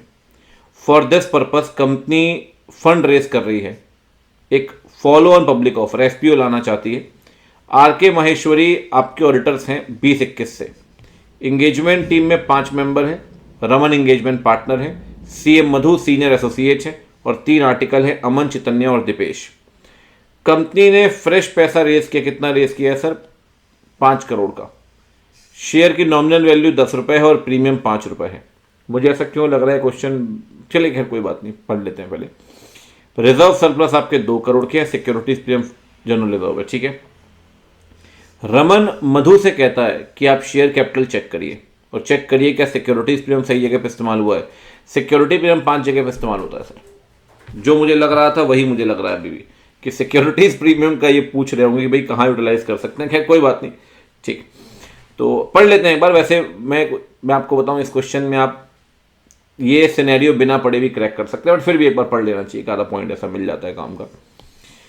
ऑडिट एंगेजमेंट टीम जो है मैनेजमेंट के साथ डिस्कशन कर रही है कि सर परफॉर्मेंस को लेकर कंपनी की। मैनेजमेंट कहता है ये एंगेजमेंट टीम को कि कंपनी अच्छा परफॉर्म कर रही है और कंपनी ने अपना रेवेन्यू डबल कर लिया है पिछले साल के मुकाबले। मैनेजमेंट ये भी कह रहा है ऑडिटर को कि भैया मेजोरिटी सेल्स जो है क्रेडिट बेसिस पे आ रही है, उधार में बेची जा रही है मेजोरिटी सेल्स। ठीक है। रमन ने अमन को बोला कि बैलेंस कंफर्मेशन भेजो आप, डेटर्स को हैविंग बैलेंस ऑफ 1 लाख। ठीक है सर, कोई दिक्कत नहीं। अमन कौन है भाई? अमन है आपका आर्टिकल। ठीक है, आपका आर्टिकल है अमन, आपने उसको बोला कि भेजो 1 लाख से ऊपर वालों को। ऑडिट के दौरान रमन, चितन्य और दीपेश ने पावर प्लांट को विजिट भी किया रायगढ़ के और अंडरस्टैंडिंगली मैन्युफैक्चरिंग प्रोसेस की। टीम परफॉर्म कर रही है analytical procedure to obtain audit evidence, reasonableness check करने के लिए जो परचेज क्वांटिटी है और जो प्राइस है वो सही है या नहीं। परचेज को लेकर अगर आपको याद हो तो 3 तरह के एआरपी अपन परफॉर्म करते हैं चैप्टर 5 के अंदर, याद करिए, कॉम्पोजिशन एनालिसिस, कंजम्पशन एनालिसिस और ARP. More specifically Chaitanya collected the report from the management for composition of stock, composition analysis की बात हो रही है और कंपेयर कर रहे हैं पिछले साल के साथ। रमन्य और चैतन्य जो है ये रीजंस वेरिएशन से बात कर रहे हैं, बिल्कुल ठीक बात है सर, वेरिएशन डिस्कस कर रहे हैं मैनेजमेंट के साथ। और प्रेजेंटेशन डिस्क्लोजर आप चेक कर रहे हैं एज पर शेड्यूल 3। मधु ने डिस्कस किया रमन के साथ डिस्क्लोजर में current maturity long term borrowing, long term maturity of finance lease obligations, interest accrue but not due, interest accrued and due. ठीक है, अब एक एक करके कौन सा पॉइंट करेक्ट नहीं है 52 के अंदर, मतलब सिक्योरिटी प्रीमियम कहाँ इस्तेमाल नहीं हो सकता, या सिक्योरिटी प्रीमियम को लेकर कौन सा पॉइंट सही नहीं है। कहता है प्रीमियम पे अगर इशू करते हैं तो प्रीमियम के बराबर पैसा आप लेकर जाएंगे सिक्योरिटीज प्रीमियम में, ये बात तो सही है। सिक्योरिटी प्रीमियम अप्लाई होगा बोनस शेयर इशू करने में, ये बात सही है। सिक्योरिटी प्रीमियम इस्तेमाल होगा एक्सपेंसेस डिस्काउंट और कमीशन पे करने में, बिल्कुल ठीक बात है। लेकिन इन्होंने देखो चालाकी कैन नॉट लगा दिया, तो अप्लाई हो सकता है डिस्काउंट एक्सपेंस कमीशन के लिए। तो कह रहा है कौन सा ऑप्शन सही नहीं है, नॉट करेक्ट। तो ये वाला ऑप्शन करेक्ट नहीं है क्योंकि यहाँ कैन नॉट लिखा है आपने, it can be utilized. Capital reserve का एग्जाम्पल कौन सा नहीं है sir? Revaluation reserve, securities premium, CRR, ये सब कैपिटल रिजर्व है। जनरल रिजर्व रेवेन्यू रिजर्व कहलाता है, कैपिटल रिजर्व नहीं है। कंफर्मेशन जो अनडिलीवर्ड लेटर हैं वो सीधे ऑडिटर को दिए जाएंगे, क्लाइंट को नहीं, बिल्कुल ठीक बात है, ये स्टेटमेंट करेक्ट है। अगर रिप्लाई नहीं हुआ तो ऑडिटर ऑल्टरनेटिव प्रोसीजर परफॉर्म करेगा, बिल्कुल ठीक बात है सर। अगर रिप्लाई नहीं हो तो ऑल्टरनेटिव करे, दोनों ही करेक्ट है। कहता है चैतन्य परफॉर्म कर रहा है which of the following analytical procedure to obtain the audit evidence, कि भाई जो परचेज क्वांटिटी और जो रॉ मटेरियल है, तो अगर आप देखेंगे तो उसने चेक किया कि रॉ मटेरियल कितना है आउट ऑफ टोटल स्टॉक, तो इसे बोलते हैं stock composition analysis. Composition analysis कौन सा स्टेटमेंट करेक्ट नहीं है? अब देखिए बाकी सारे के सारे पॉइंट आप बिना केस सिनेरियो पढ़े भी कर सकते थे, लेकिन आखिरी वाले में वो कहता है सर आप बताइए कौन सा स्टेटमेंट सही नहीं है। Sir current maturity of long term borrowing is to be disclose under head long term borrowing, बिल्कुल ठीक बात है। जबकि इन्होंने क्या किया है, इन्होंने लॉन्ग टर्म मैच्योरिटी की करंट लॉन्ग टर्म बोरोइंग की करंट मैच्योरिटी भी डिस्क्लोज कर दिए शॉर्ट टर्म के अंदर। सर ऐसा नहीं आना चाहिए, वो लॉन्ग टर्म के अंदर ही जाएगा। भले एक बात बताओ, लॉन्ग टर्म लोन है, बस 15 साल से चल रहा है, लेकिन इस साल मैच्योर होना है, तो करंट मैच्योरिटी कहलाएगी वो। तो अगर करंट मैच्योरिटी कहलाएगी तो करंट मैच्योरिटी कहलाएगी, तो उस केस में आप मानेंगे तो लॉन्ग टर्म ही ना, उसे शॉर्ट टर्म थोड़ी बन जाएगा। वो लिया तो लॉन्ग टर्म के लिए था, आज ये बात अलग है 15वां साल चल रहा है, 15 ईयर चल रहा है, तो अब करंट मैच्योरिटी है उसकी, जो खत्म हो गया यार हलवे के माफिक। अब आते हैं सर चैप्टर 6 में, क्या बोलता है ये चैप्टर 6? राजन पिल्ले ही होगा, बल्कि ऑडिट टीम को हेड कर रहे हैं। ऑडिट प्रोग्राम बनाया गया अलग अलग कामों के लिए। एंगेजमेंट टीम में 4 लोग हैं, मोहित CA फाइनल का स्टूडेंट है, रोहित CA फाइनल, शोभित पेड CA और Ranjan Pillai partner. Team materiality determine कर रही है एज अ होल, ठीक है। टीम ने डिस्कस किया RMM लो है, ठीक है। शोभित रिस्पॉन्सिबल इन्वेंट्री काउंटिंग को लेकर, और उसने डॉक्यूमेंटेशन पार्ट पुट डाउन कर दिया है। और ऑडिट के दौरान कई सारे RPT आए हैं उनके सामने, ठीक है सर। जो रेवेन्यू का पार्ट है वो मोहित को दिया गया कि आपने मोहित प्रोग्राम चेक करना है, अच्छी बात है sir. However, it is being performed by Rohit, काम दिया था आपने मोहित को, किया है रोहित ने।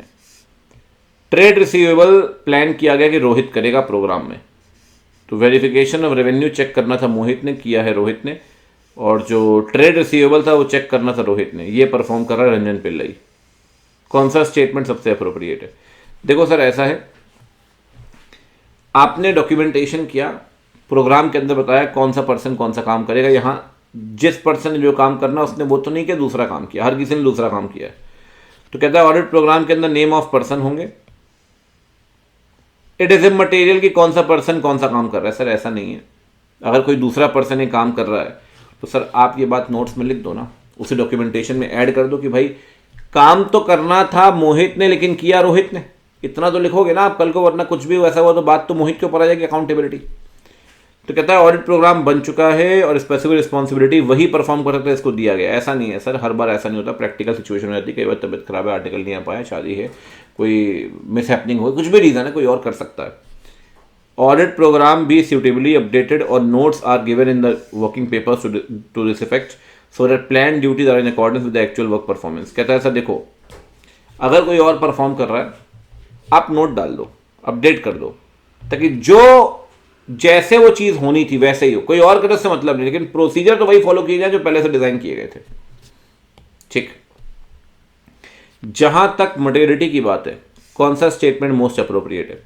देखो सर ऐसा है, कहता है मटेरियलिटी डिटरमाइन हो चुकी है, इसको वर्किंग पेपर्स में नहीं रखेंगे। सर मटेरियलिटी हमेशा डॉक्यूमेंटेशन का पार्ट होती है, चाहे 320 आप पढ़ लें, चाहे मटेरियलिटी हो एज अ होल, चाहे परफॉर्मेंस मटेरियलिटी हो, चाहे रिवाइज मटेरियलिटी हो, ये सब, चाहे जितनी भी मटेरियलिटी हो, सबको डॉक्यूमेंटेशन करते हैं, याद करिए।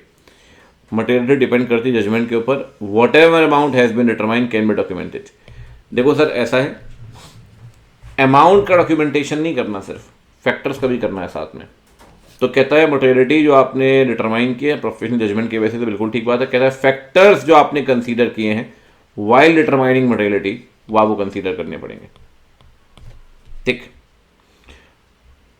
ये जो सेशन है ना, करने के बाद दिमाग हिल जाएगा आपका, क्योंकि ये एक्सट्रीम सिचुएशन है जो अपन ये सेशन कर रहे हैं। बिल्कुल इंस्टीट्यूट ने ज़्यादातर क्वेश्चन एकदम ड्राई एरिया से पूछे जहाँ से आपको दिमाग हिल जाएगा। इसलिए मैं कह रहा हूँ जो कुछ कवर कर सको वो सब कुछ कवर करना चाहिए, छोड़ना कुछ नहीं चाहिए। तो अगर इंस्टीट्यूट ने ये भी रखा है मैथ करने, तो भैया इसको भी कवर करना अपन को, ठीक है ना। ऑडिट टीम का असेसमेंट है कि आरएमएम लो है। आप बताइए कौन सा पॉइंट ऑड है डॉक्यूमेंटेशन को लेकर, ऑड वन आउट। डिस्कशन करिए एटीएम के साथ और सिग्निफिकेंट डिस्कशंस का डॉक्यूमेंटेशन करिए, बिल्कुल ठीक बात है। रैप की डिटेल डॉक्यूमेंट करिए, ठीक है। किस तरीके से आपने अंडरस्टैंडिंग लिए हर एक इंटरनल कंट्रोल कंपोनेंट की, उसका डॉक्यूमेंटेशन करिए। कहता है precise calculation of RMM has to be documented. Sir RMM का कैलकुलेशन वैसे भी कभी प्रिसाइज नहीं होता। शायद लाइन कभी आपने सुनी हो कि रिस्क का जो असेसमेंट है, it is not a precise calculation, वो प्रिसाइज मेजरमेंट नहीं है सर। तो प्रिसाइज वर्ड तो जुड़ता ही नहीं है कभी भी रिस्क के साथ। तो रिस्क का कैलकुलेशन कभी भी प्रिसाइज तो होता ही नहीं है, तो डॉक्यूमेंटेशन कैसे कर लोगे उसका। Odd one out. Shobed responsible है for attending physical inventory counting. आप बताइए कौन सा स्टेटमेंट सही नहीं है, ठीक है। Date on which physical inventory counting was attended by him should be documented, बिल्कुल ठीक बात है। इसमें फोटोग्राफ भी लगा सकते हैं, फिजिकल इन्वेंट्री काउंटिंग के बिल्कुल लगा सकते हैं सर। कहता है साथ में टेस्ट काउंटिंग जो हुई है उसकी डिटेल आप लिखिए, कोई दिक्कत नहीं है। ऑब्सोलेट गुड्स जो मिले हैं फिजिकल काउंटिंग में, उसका भी डॉक्यूमेंटेशन करिए, ठीक है। स्टॉक क्वालिटी कंट्रोल स्टैंडर्ड्स मान रहे हैं in accordance with law are essential. Sir stock quality control standards मान रहे हैं, ये SQC1 नहीं, SQC1 तो ऑडिटर को मानना पड़ता है। ये स्टॉक वो क्वालिटी कंट्रोल स्टैंडर्ड मान रहे हैं जो एंटिटी के क्वालिटी कंट्रोल स्टैंडर्ड होते हैं। कभी आपने कोई बॉटल कोई गुड्स देखे हो तो कई बार देखना उसमें टिक का स्टिकर चिपका होता है, या QC का स्टिकर चिपका होता है, क्वालिटी चेक, या कई बार चेक लिखा होता है, स्टिकर चिपका होता है। तो जैसे ऑडिटर को क्वालिटी मेंटेन करनी है ना, ऐसे ही हर ऑर्गेनाइजेशन को अपने प्रोडक्ट में क्वालिटी मेंटेन करनी है, तो उनके अपने स्टैंडर्ड्स होते हैं। अगर उनका स्टॉक क्वालिटी कंट्रोल पॉलिसीज मान रहा है, इसका डॉक्यूमेंटेशन थोड़ी करते हैं अपन, ठीक, नॉट ट्रू। जहां तक आरपीटी की बात है, आप बताइए किसे आप डॉक्यूमेंटेशन का पार्ट नहीं मानेंगे। देखो भैया ऐसा है, जहां तक बात है आरपीटी की, आरपीटी को लेकर मैनेजमेंट रिप्रेजेंटेशन लेटर जिसे अपन बोलते हैं WR 550 की बात कर रहे हैं, आरपी ट्रांजैक्शन पॉलिसी, डॉक्यूमेंटेशन के ट्रांजैक्शन कैसे हुए हैं आर्म लेंथ बेसिस पे, ट्रांजैक्शन कैसे हुए क्लोज लेंथ, ये कोई टर्म ही नहीं क्लोज लेंथ। आखिरी के 2 क्वेश्चन में इंस्टीट्यूट ने थोड़ी कामचोरी की है। और चलो एनीवेज, प्रिसाइज मेजरमेंट तो कभी होता ही नहीं है रिस्क का, पहली बात, और कभी भी क्लोज लेंथ कोई टर्म ही नहीं है, आर्म लेंथ बेसिस होता है, ठीक है भाई। चलिए अब चलते हैं आगे चैप्टर 7 में। चैप्टर 7 क्या बोलता है? गौरव गोगोई, आसाम। तो भाई ऑडिट कंक्लूड कर रहे हैं। नोटिस किया कि भाई ये ऑडिट का कोर्स है,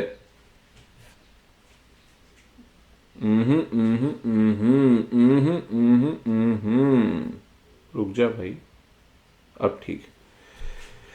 ऑडिट के कोर्स के दौरान कुछ रॉ मटेरियल की शॉर्टेज मिली है जो RM चाइना से इंपोर्ट किया गया है, जियोपॉलिटिकल सिचुएशन के चलते हुए।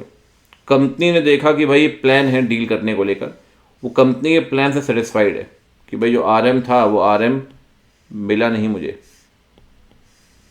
जो इंपोर्ट किया था आपने चाइना से, ठीक। इशू फाइनेंशियल में डिस्क्लोज किया गया। मैनेजमेंट के असेसमेंट को देखते हुए उसको लगा कि गोइंग कंसर्न एजम्पशन जो है वो अप्रोप्रिएट है, ठीक है।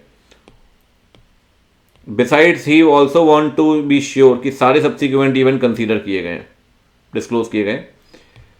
ऑडिट कंक्लूड करने से पहले वो WR मांग रहा है मैनेजमेंट से उसकी रिस्पॉन्सिबिलिटीज को लेकर। ये नोटिस किया कि WR जो मैनेजमेंट दे रहा है उसमें क्वालिफाइंग लैंग्वेज है।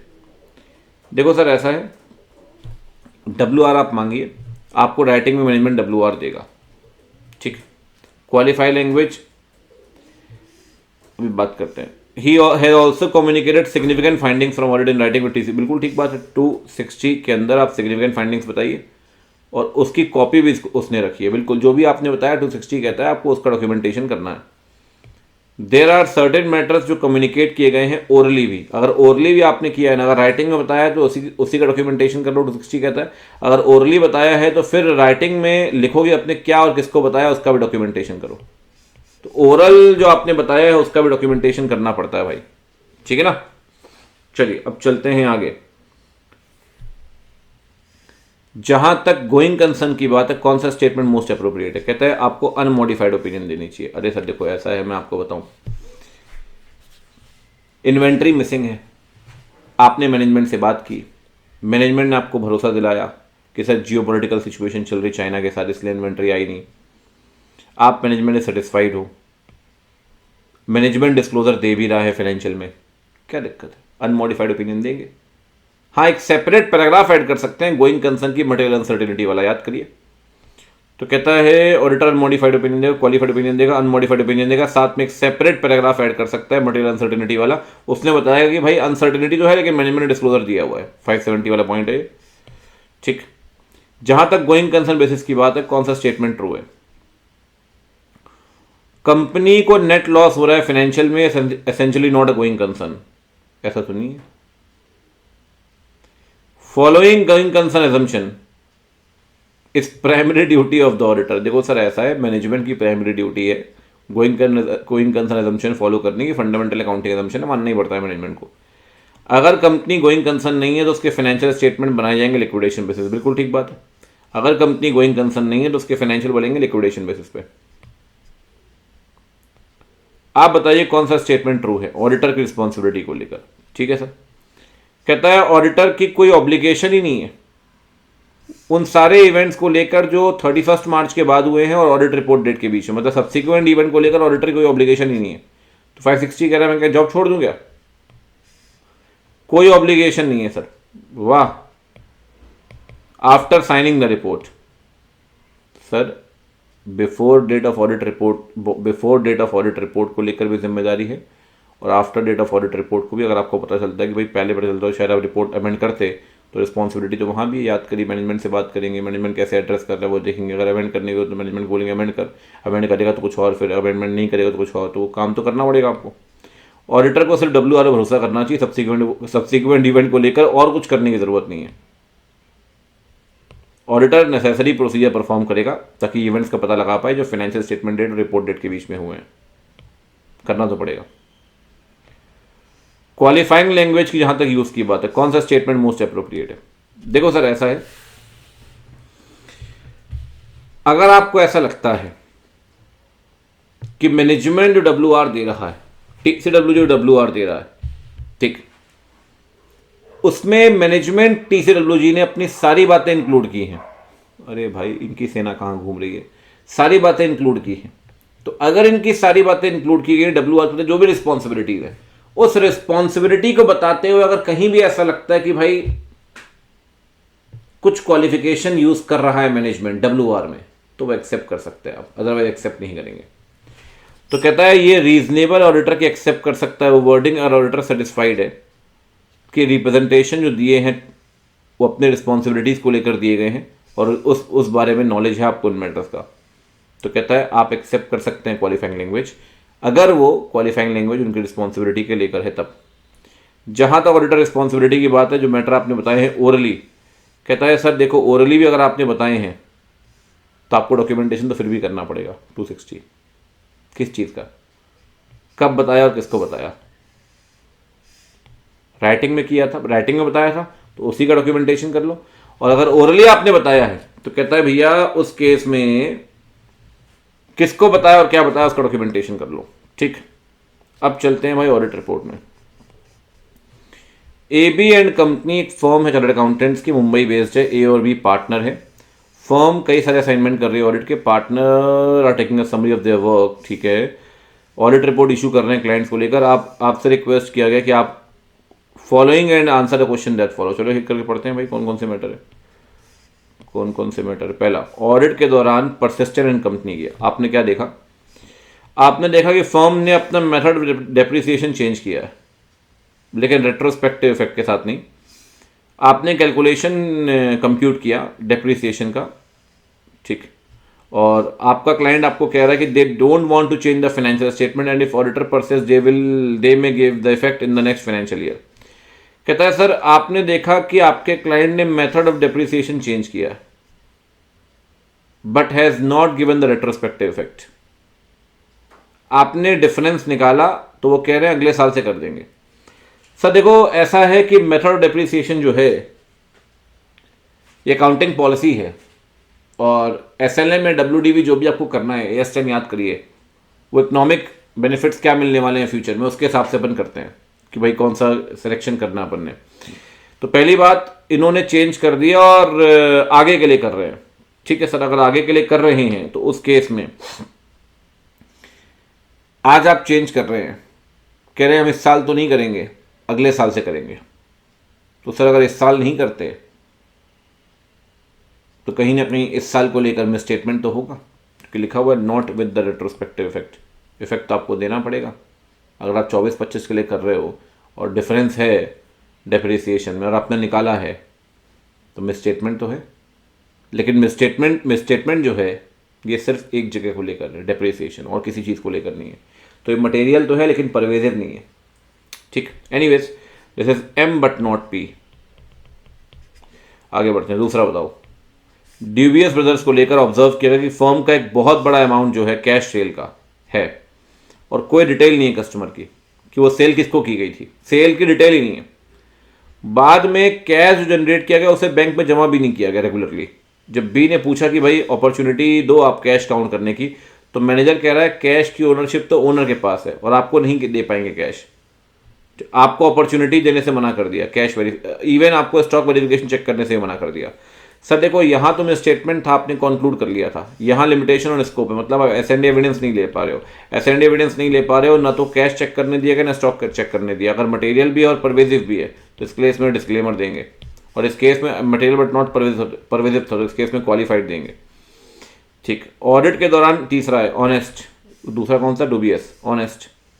आपने देखा फर्म ने वैल्यूएशन का मेथड चेंज किया है, अकाउंटिंग पॉलिसी, मटेरियल इंपैक्ट है और मैनेजमेंट फर्म ने डिस्क्लोजर दिए हुए हैं, फिर ठीक है।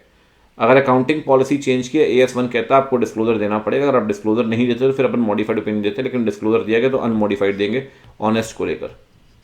सबसे पहले बताओ परसिस्टेंट को लेकर कैसे ओपिनियन दोगे। सर परसिस्टेंट को लेकर आपको देनी है qualified, M but not P. Dubious को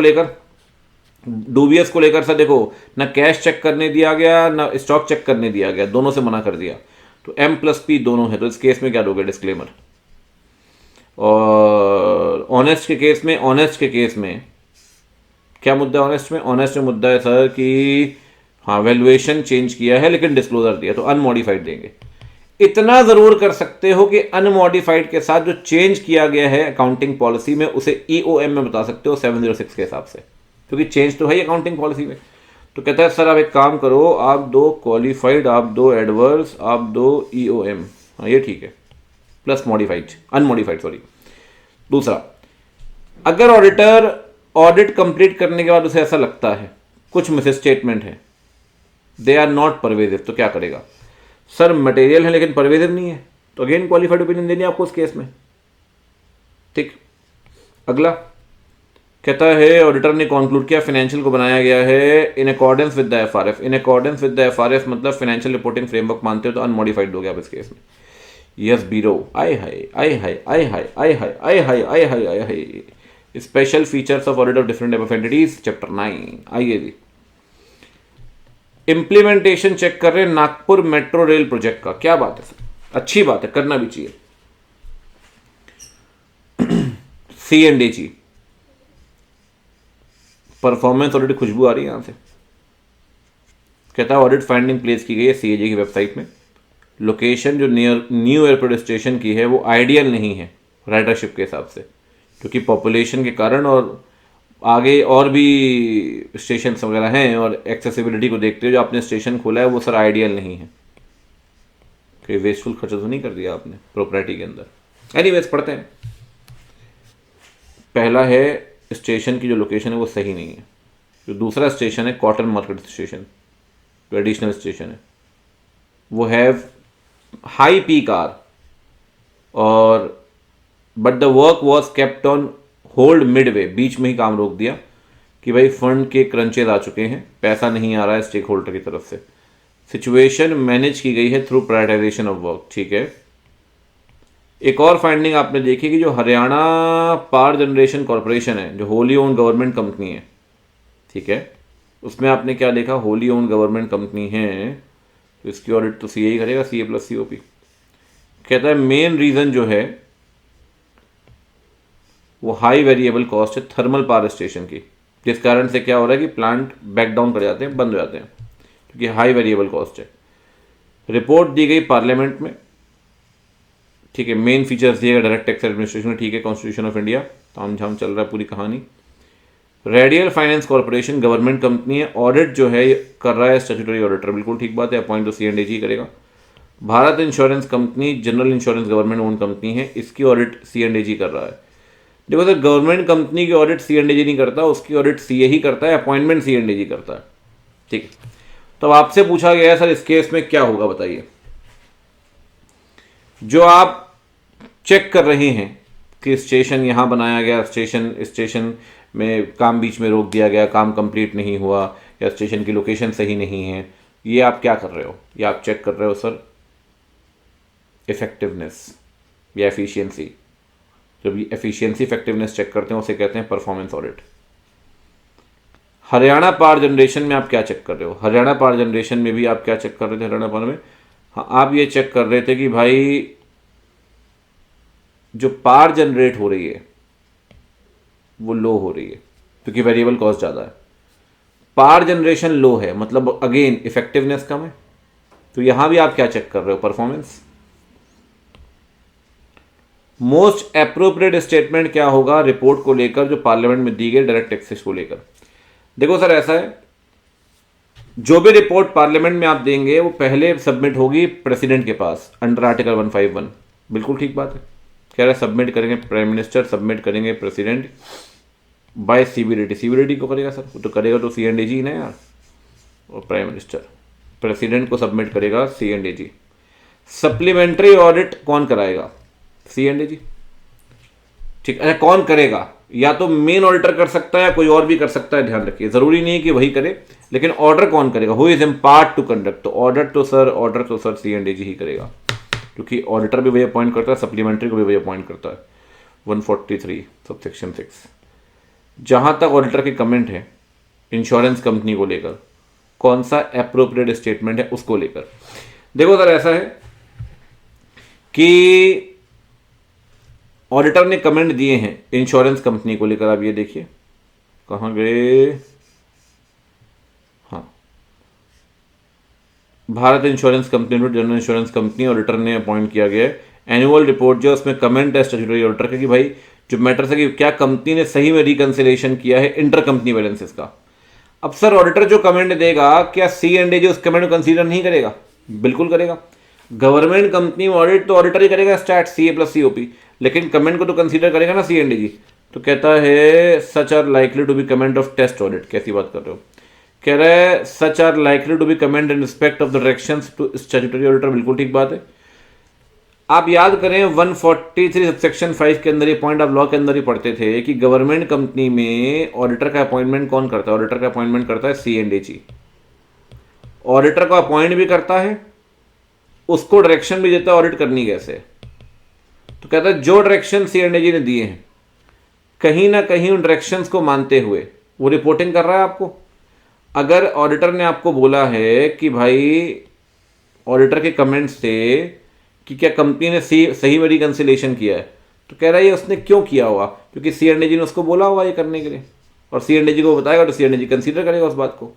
तो कहता है सर इस केस में जो कमेंट हैं उस केस में सबसे एप्रोप्रिएट स्टेटमेंट क्या है, तो कहता है ये काम आपको सीएनडीजी ने बोला होगा, किसको, स्टैट को डायरेक्शंस दिए होंगे, उसके हिसाब से आप कर रहे हो उस स्पेसिफिक एस्पेक्ट की चेकिंग। ठीक, एक छोटे पॉइंट से क्वेश्चन बनाया है इन्होंने, ठीक। चलिए आप आरटीपीएमडी वाला केस सिनेरियो करेंगे हमारा सेशन, आप देखना आरटीपीएमडी में थोड़ा सा केस सिनेरियो फिर भी सही दिए गए हैं, बट स्टडी में जो केस सिनेरियो है ना, हर एक केस सिनेरियो में इंस्टीट्यूट ने कहीं ना कहीं कुछ ना कुछ खेला तो किया ही है, मैं आपको सही बता रहा हूँ, ठीक है। बट एनीवेज अच्छी बात है, करना भी चाहिए, ठीक। अब आते हैं जी चैप्टर 10 बैंक ऑडिट के अंदर। आप कर रहे हो बैंक की स्टैट्यूटरी ऑडिट, ठीक बात है। Loan under Kisan credit card are given by bank to farmers, ठीक है। एक एग्रीकल्चर एडवांस दिया गया है सर किसान क्रेडिट कार्ड के अंदर, आउटस्टैंडिंग बैलेंस 20 लाख का है, कोई भी ट्रांजैक्शन पिछले 90 दिन से नहीं गया है। सर एग्रीकल्चर एडवांस में 90 दिन देखते ही नहीं है, यहाँ तो ये देखते हैं long duration crop, short duration crop. Long duration crop में 2 सीजन तक पैसा नहीं आया तो एनपीए है, लॉन्ग ड्यूरेशन में 1 क्रॉप सीजन पैसा नहीं आया तो एनपीए है। लोन दिया गया for cultivation of paddy which is harvested in the period of 3 to 4 months, ठीक बात है, क्लासीफाई किया स्टैंडर्ड एसेट। सही कर रहे हो। 90 दिन से क्या मतलब, स्टैंडर्ड एसेट ही मानेंगे, वो तो सीजन के बाद जाके एनपीए बनेगा तब मानना, सब स्टैंडर्ड लॉस है डाउटफुल, स्टैंडर्ड ही तो मानेंगे। ये ऑब्जर्व किया कि बोरोवर ने सीसी लिमिट ली है 50 लाख की दूसरे बैंक से, ठीक है। सैंक्शन किया ब्रांच मैनेजर ने instead of immediate next higher authority. कहता है सर एज पर मैनुअल ना ये सैंक्शन किसी हायर अथॉरिटी को करना चाहिए था, लेकिन सैंक्शन कर दिया ब्रांच मैनेजर ने, तो ब्रांच मैनेजर के अथॉरिटी से बाहर है 50 लाख की सीसी को सैंक्शन करना, ठीक है। दूसरी बात, पहली बात। तीसरी बात, ये नोटिस किया गया कि head office has flagged the saving account जो ब्रांच में मेंटेन हो रहा है, जिसमें इंटरेस्ट हायर रेट पे दिया जा रहा है क्योंकि गलत एंट्री हुई है। सिचुएशन रेक्टिफाई की गई, एक्सेस इंटरेस्ट जो पे किया था उसे डेबिट कर रहे हैं। सर आने वाले इंटरेस्ट पे सेट ऑफ कर देते हैं आप, अगर ज़्यादा इंटरेस्ट दे दिया है तो, ठीक, आपने सीधे डेबिट मार दिया, चलो कोई बात नहीं, पढ़ते हैं। There was retail balance in saving account, हाँ अब इन्होंने ये काम किया। अब कह रहे हैं सर इंटरेस्ट ज़्यादा दे दिया था कस्टमर को, अब डेबिट मारना है तो पैसा है ही नहीं उसके पास, उसके अकाउंट में, तो 1.5 लाख रुपए का डेबिट बैलेंस आ गया, मतलब माइनस में रिवर्सल के बाद। मैटर सीधे अकाउंट होल्डर को बताया गया, वो नहीं आया पेमेंट के लिए और 6 महीने से ऊपर हो चुके हैं। वाओ, 90 दिन से ऊपर गया वैसा तो। कई सारे कैश क्रेडिट अकाउंट है ब्रांच के अंदर, बोरोवर को मंथली स्टॉक स्टेटमेंट देना, ठीक है। एक बोरोवर जिसने हाउसिंग लोन और कार लोन दिया, उसका हाउसिंग लोन ईएमआई 120 दिन से ऊपर चला गया है। सर अगर उसका एक बोरोवर का हाउसिंग लोन 120 दिन से ऊपर मतलब एनपीए बन चुका है, अगर एक बोरोवर का एक लोन एनपीए बन चुका है ना, तो उसी बोरोवर के बाकी सारे लोन भी एनपीए बन जाएंगे। उसी बोरोवर का अगर हाउसिंग लोन एनपीए बन चुका है तो कार लोन ऑटोमेटिकली एनपीए बन जाएगा, उससे फर्क नहीं पड़ता कि कार लोन को 60 दिन हुए हैं, उससे कोई फर्क नहीं पड़ता।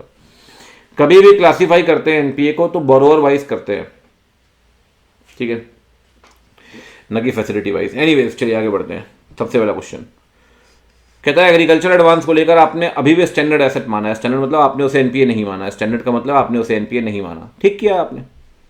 कहता है बैंक ने गलती की है, क्लासिफिकेशन जो है वो प्रॉपर है, कोई ट्रांजैक्शन नहीं है 90 दिन, तो एसएमए मानेंगे।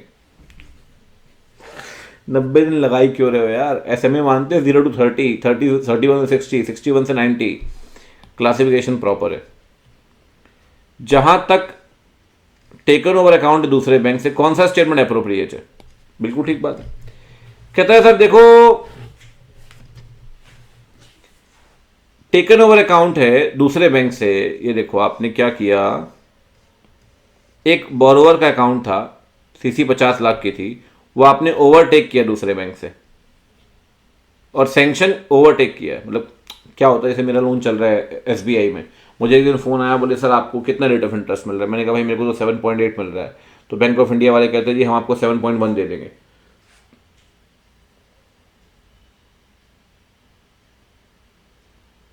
$7.1 दे देंगे, रुक जा भाई, अब ठीक है। तो मैंने कहा ठीक है, मैं चला गया। तो बैंक ऑफ इंडिया ने क्या किया, एसबीआई वाला लोन जो है वो ओवरटेक कर लिया। ओवरटेक करने में बुराई नहीं है, लेकिन सैंक्शन तो वही आदमी करेगा ना जो करना चाहिए। कह रहा है सैंक्शन किया ब्रांच मैनेजर को, सैंक्शन करना चाहिए था हायर अथॉरिटी को इंस्टीड ऑफ। तो सर ये तो गलती कर दी आपने, बिल्कुल गलती की, क्यों नहीं की गलती। तो कहता है ये इंटरनल इशू है, ये ऑडिटर चेक नहीं करेगा। वाओ, इंटरनल इशू है, ऑडिटर अपने डिस्क्रिप्शन से रिपोर्ट कर सकता है। कह रहा है सीरियस वायलेशन है सर, क्योंकि सैंक्शन जो आपने किया वो गलत किया है, ऑडिटर रिपोर्टिंग करेगा इस बात की। बिल्कुल करेगा सर, बिल्कुल करेगा। डेबिट बैलेंस की जहां तक बात है, 1.5 लाख रुपए का डेबिट बैलेंस है माइनस में, पैसा ही नहीं दिया उसने, कस्टमर ने 6 महीने तक नहीं आया, 6 महीने तक नहीं आया तो 3 महीने के बाद क्या मान लेंगे, एनपीए। तो कह रहा सिचुएशन आरबीआई नॉर्म्स मानती ही नहीं है, एनपीए मानेंगे। ड्राइंग पावर को लेकर कहता है सर ड्राइंग पावर जो है कितना अमाउंट आपने निकाला है, primary security minus margin as on particular date, true है ये तो। कहता है नॉट ट्रू। अरे अरे अरे भाई, it is always less than the sanction limit. देखो सर ऐसा है, ड्राइंग पावर कभी कभी सैंक्शन लिमिट के बराबर भी हो सकती है, ऊपर नहीं जाएगी बट बराबर हो सकती है, हमेशा कम हो जरूरी नहीं है। This is not true. Housing loan की जहां तक बात है और कार लोन की, अगर आपका हाउसिंग लोन एनपीए बन गया तो both housing plus car loan दोनों एनपीए बन जाएंगे। Yes bro. अब चलते हैं आगे, आखिरी चैप्टर। क्या खटाखट निपटाया यार, मजे ही आ गए, मजे ही आ गए। दास एंड कंपनी ऑडिटर फर्म है, अपॉइंटमेंट ऑफर किया गया है, नया क्लाइंट है सुकन्या। ऑफिसर से मिल रहे हैं, उसको पता चला कि सुशांत सीएफओ है कंपनी का, उसका क्लासमेट था वो। ओके, फेमिलियरिटी थ्रेट, चलो कोई बात नहीं, इतना जल्दी फेमिलियरिटी नहीं आता, पूरा क्वेश्चन पढ़ लो पहले। दोनों ने ही सीए साथ में शुरू किया था, सुशांत ने सीए छोड़ दिया बीच में क्योंकि बार बार फेल हो रहा था।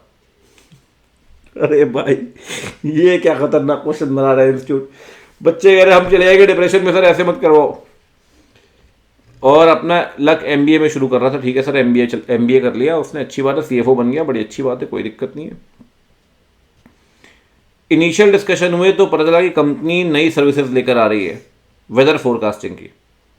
वो सर्विसेज वेबसाइट में अवेलेबल होगी और माइक्रो वेदर इंफॉर्मेशन देंगे चार्जेस वगैरह लेकर। कंपनी ने ऑडिट फर्म से बोला कि सर आप थोड़ा विजिबली दिखो ना इसके साथ, मतलब अपने आप को थोड़ा सा एसोसिएट रखो तो ऐसा लगे कि हाँ हमारे सीए साहब भी इस चीज़ को थोड़ा सा प्रमोट कर रहे हैं। Advocacy threat. फर्म एक्सेप्ट कर लेती है और प्रीवियस ऑडिटर को लिखती है, वॉकर एंड कंपनी को, कि भाई आप बताओ कोई प्रोफेशनल रीजन है ना एक्सेप्ट करने के लिए। वॉकर रिप्लाई नहीं करता, वॉकर को रिप्लाई करना चाहिए था। पुराने सीए से पूछ रहे हो, ये प्रोफेशनल बिहेवियर है कि आपको रिप्लाई करना चाहिए, तो वॉकर ने प्रोफेशनल बिहेवियर नहीं बरता। जब डिस्कशन हुए प्रिलिमिनरी तो आपने देखा कि कंपनी ने एक्वायर किए हैं सारे शेयर्स दूसरी कंपनी के, ठीक है। फाइनेंशियल स्टेटमेंट दोनों कंपनी के कंसोलिडेट होना चाहिए। इसके बाद भी दास एंड कंपनी ये बात अपने क्लाइंट को नहीं बता पाए कि कंसोलिडेशन भी करना है। Professional competence and due care, जितनी भी रेगुलेटरी रिक्वायरमेंट्स हैं, अकाउंटिंग रिक्वायरमेंट्स हैं, आपको अपडेटेड रखने, अपने आपको बताना भी है क्लाइंट को, आपने नहीं बताया। कंपनी ऑडिटर को बोल रही है आईटी सर्विसेज भी दे दो भाई। सेल्फ इंटरेस्ट थ्रेट, सारे थ्रेट आ गए भैया एक एक करके। सबसे पहली बात, सुकन्या सुशांत के बीच में क्या मोस्ट अप्रोप्रिएट है, कैरियर डिस्कशन रिलेवेंट है in the context of proposed offer. जो डिस्कशन वाला कोई मतलब नहीं है, प्रपोज्ड ऑफर एक्सेप्ट कर लेना चाहिए। एंगेजमेंट टीम को सुकन्या हेड करे। सर देखो ऐसा है, इतनी कोई गहरा रिश्ता भी नहीं है सुशांत और सुकन्या के बीच में। सुकन्या की फॉर्म एक्सेप्ट कर सकती है, लेकिन काम जो है ना, जो एंगेजमेंट पार्टनर है वो सुकन्या को नहीं बनना चाहिए, किसी और पार्टनर को बना दो, इतने पार्टनर आपकी फॉर्म में। तो कहता है प्रपोज ऑफर आप एक्सेप्ट करिए, कोई दिक्कत नहीं है, बट एंगेजमेंट टीम को हेड जो है सुकन्या को नहीं करना चाहिए, वरना सेल्फ ये फेमिलियरिटी थ्रेट आ जाएगा सर। फेमिलियरिटी थ्रेट को इग्नोर करने के लिए किसी और को हेड करना चाहिए इसको। कहता है आपको बोला जा रहा है कि आप थोड़ा विजिबली दिखो ताकि अपना नाम थोड़ा एसोसिएट रहे, आपका नाम जुड़ा रहे उस सर्विसेज के साथ, लिखना चाहिए सीए साहब हमारे जुड़े हुए हैं। Advocacy threat. प्रीवियस ऑडिटर ने रिप्लाई नहीं किया सर, प्रोफेशनल बिहेवियर, ठीक है। दास एंड कंपनी फेल कर गया बताने के लिए, प्रोफेशनल कंपिटेंस ड्यू केयर। कौन सा स्टेटमेंट मोस्ट अप्रोप्रिएट है? अगर आईटी वाला वर्क आपको देते हैं तो देखो, अगर आईटी वाला काम काम आता है आपके में, अगर आपको आईटी वाला काम खुद चेक भी करना पड़ेगा तब तो सेल्फ रिव्यू है। अगर आईटी वाला काम इंडिपेंडेंट है फाइनेंशियल स्टेटमेंट से, तो फिर सेल्फ इंटरेस्ट है, क्योंकि एक और काम दे रहे हैं आपको, ठीक है ना। अब यहाँ पे इन्होंने सेल्फ इंटरेस्ट कहीं डाला ही नहीं है ऑप्शंस में, तो self review best most appropriate answer होगा इस केस में। डन है ओ आंसर भी आ गया अब तो होती है आपसे मुलाकात और बताना ज़रूर भाई कैसा रहा। अगर अभी तक आपने अटेंड किया तो मैं देखूँ आपने अटेंड किया, कितने लोगों ने अटेंड किया, कितने लोगों ने नहीं किया। मिल जाएगा मुझे कमेंट सेक्शन में, तो लिखो डन कंप्लीट करने के बाद, ताकि जल्दी से एक और सेशन अपलोड करें फिर, ठीक है ना। बेस्ट ऑफ लक, मिलते हैं, bye bye, take care, see you.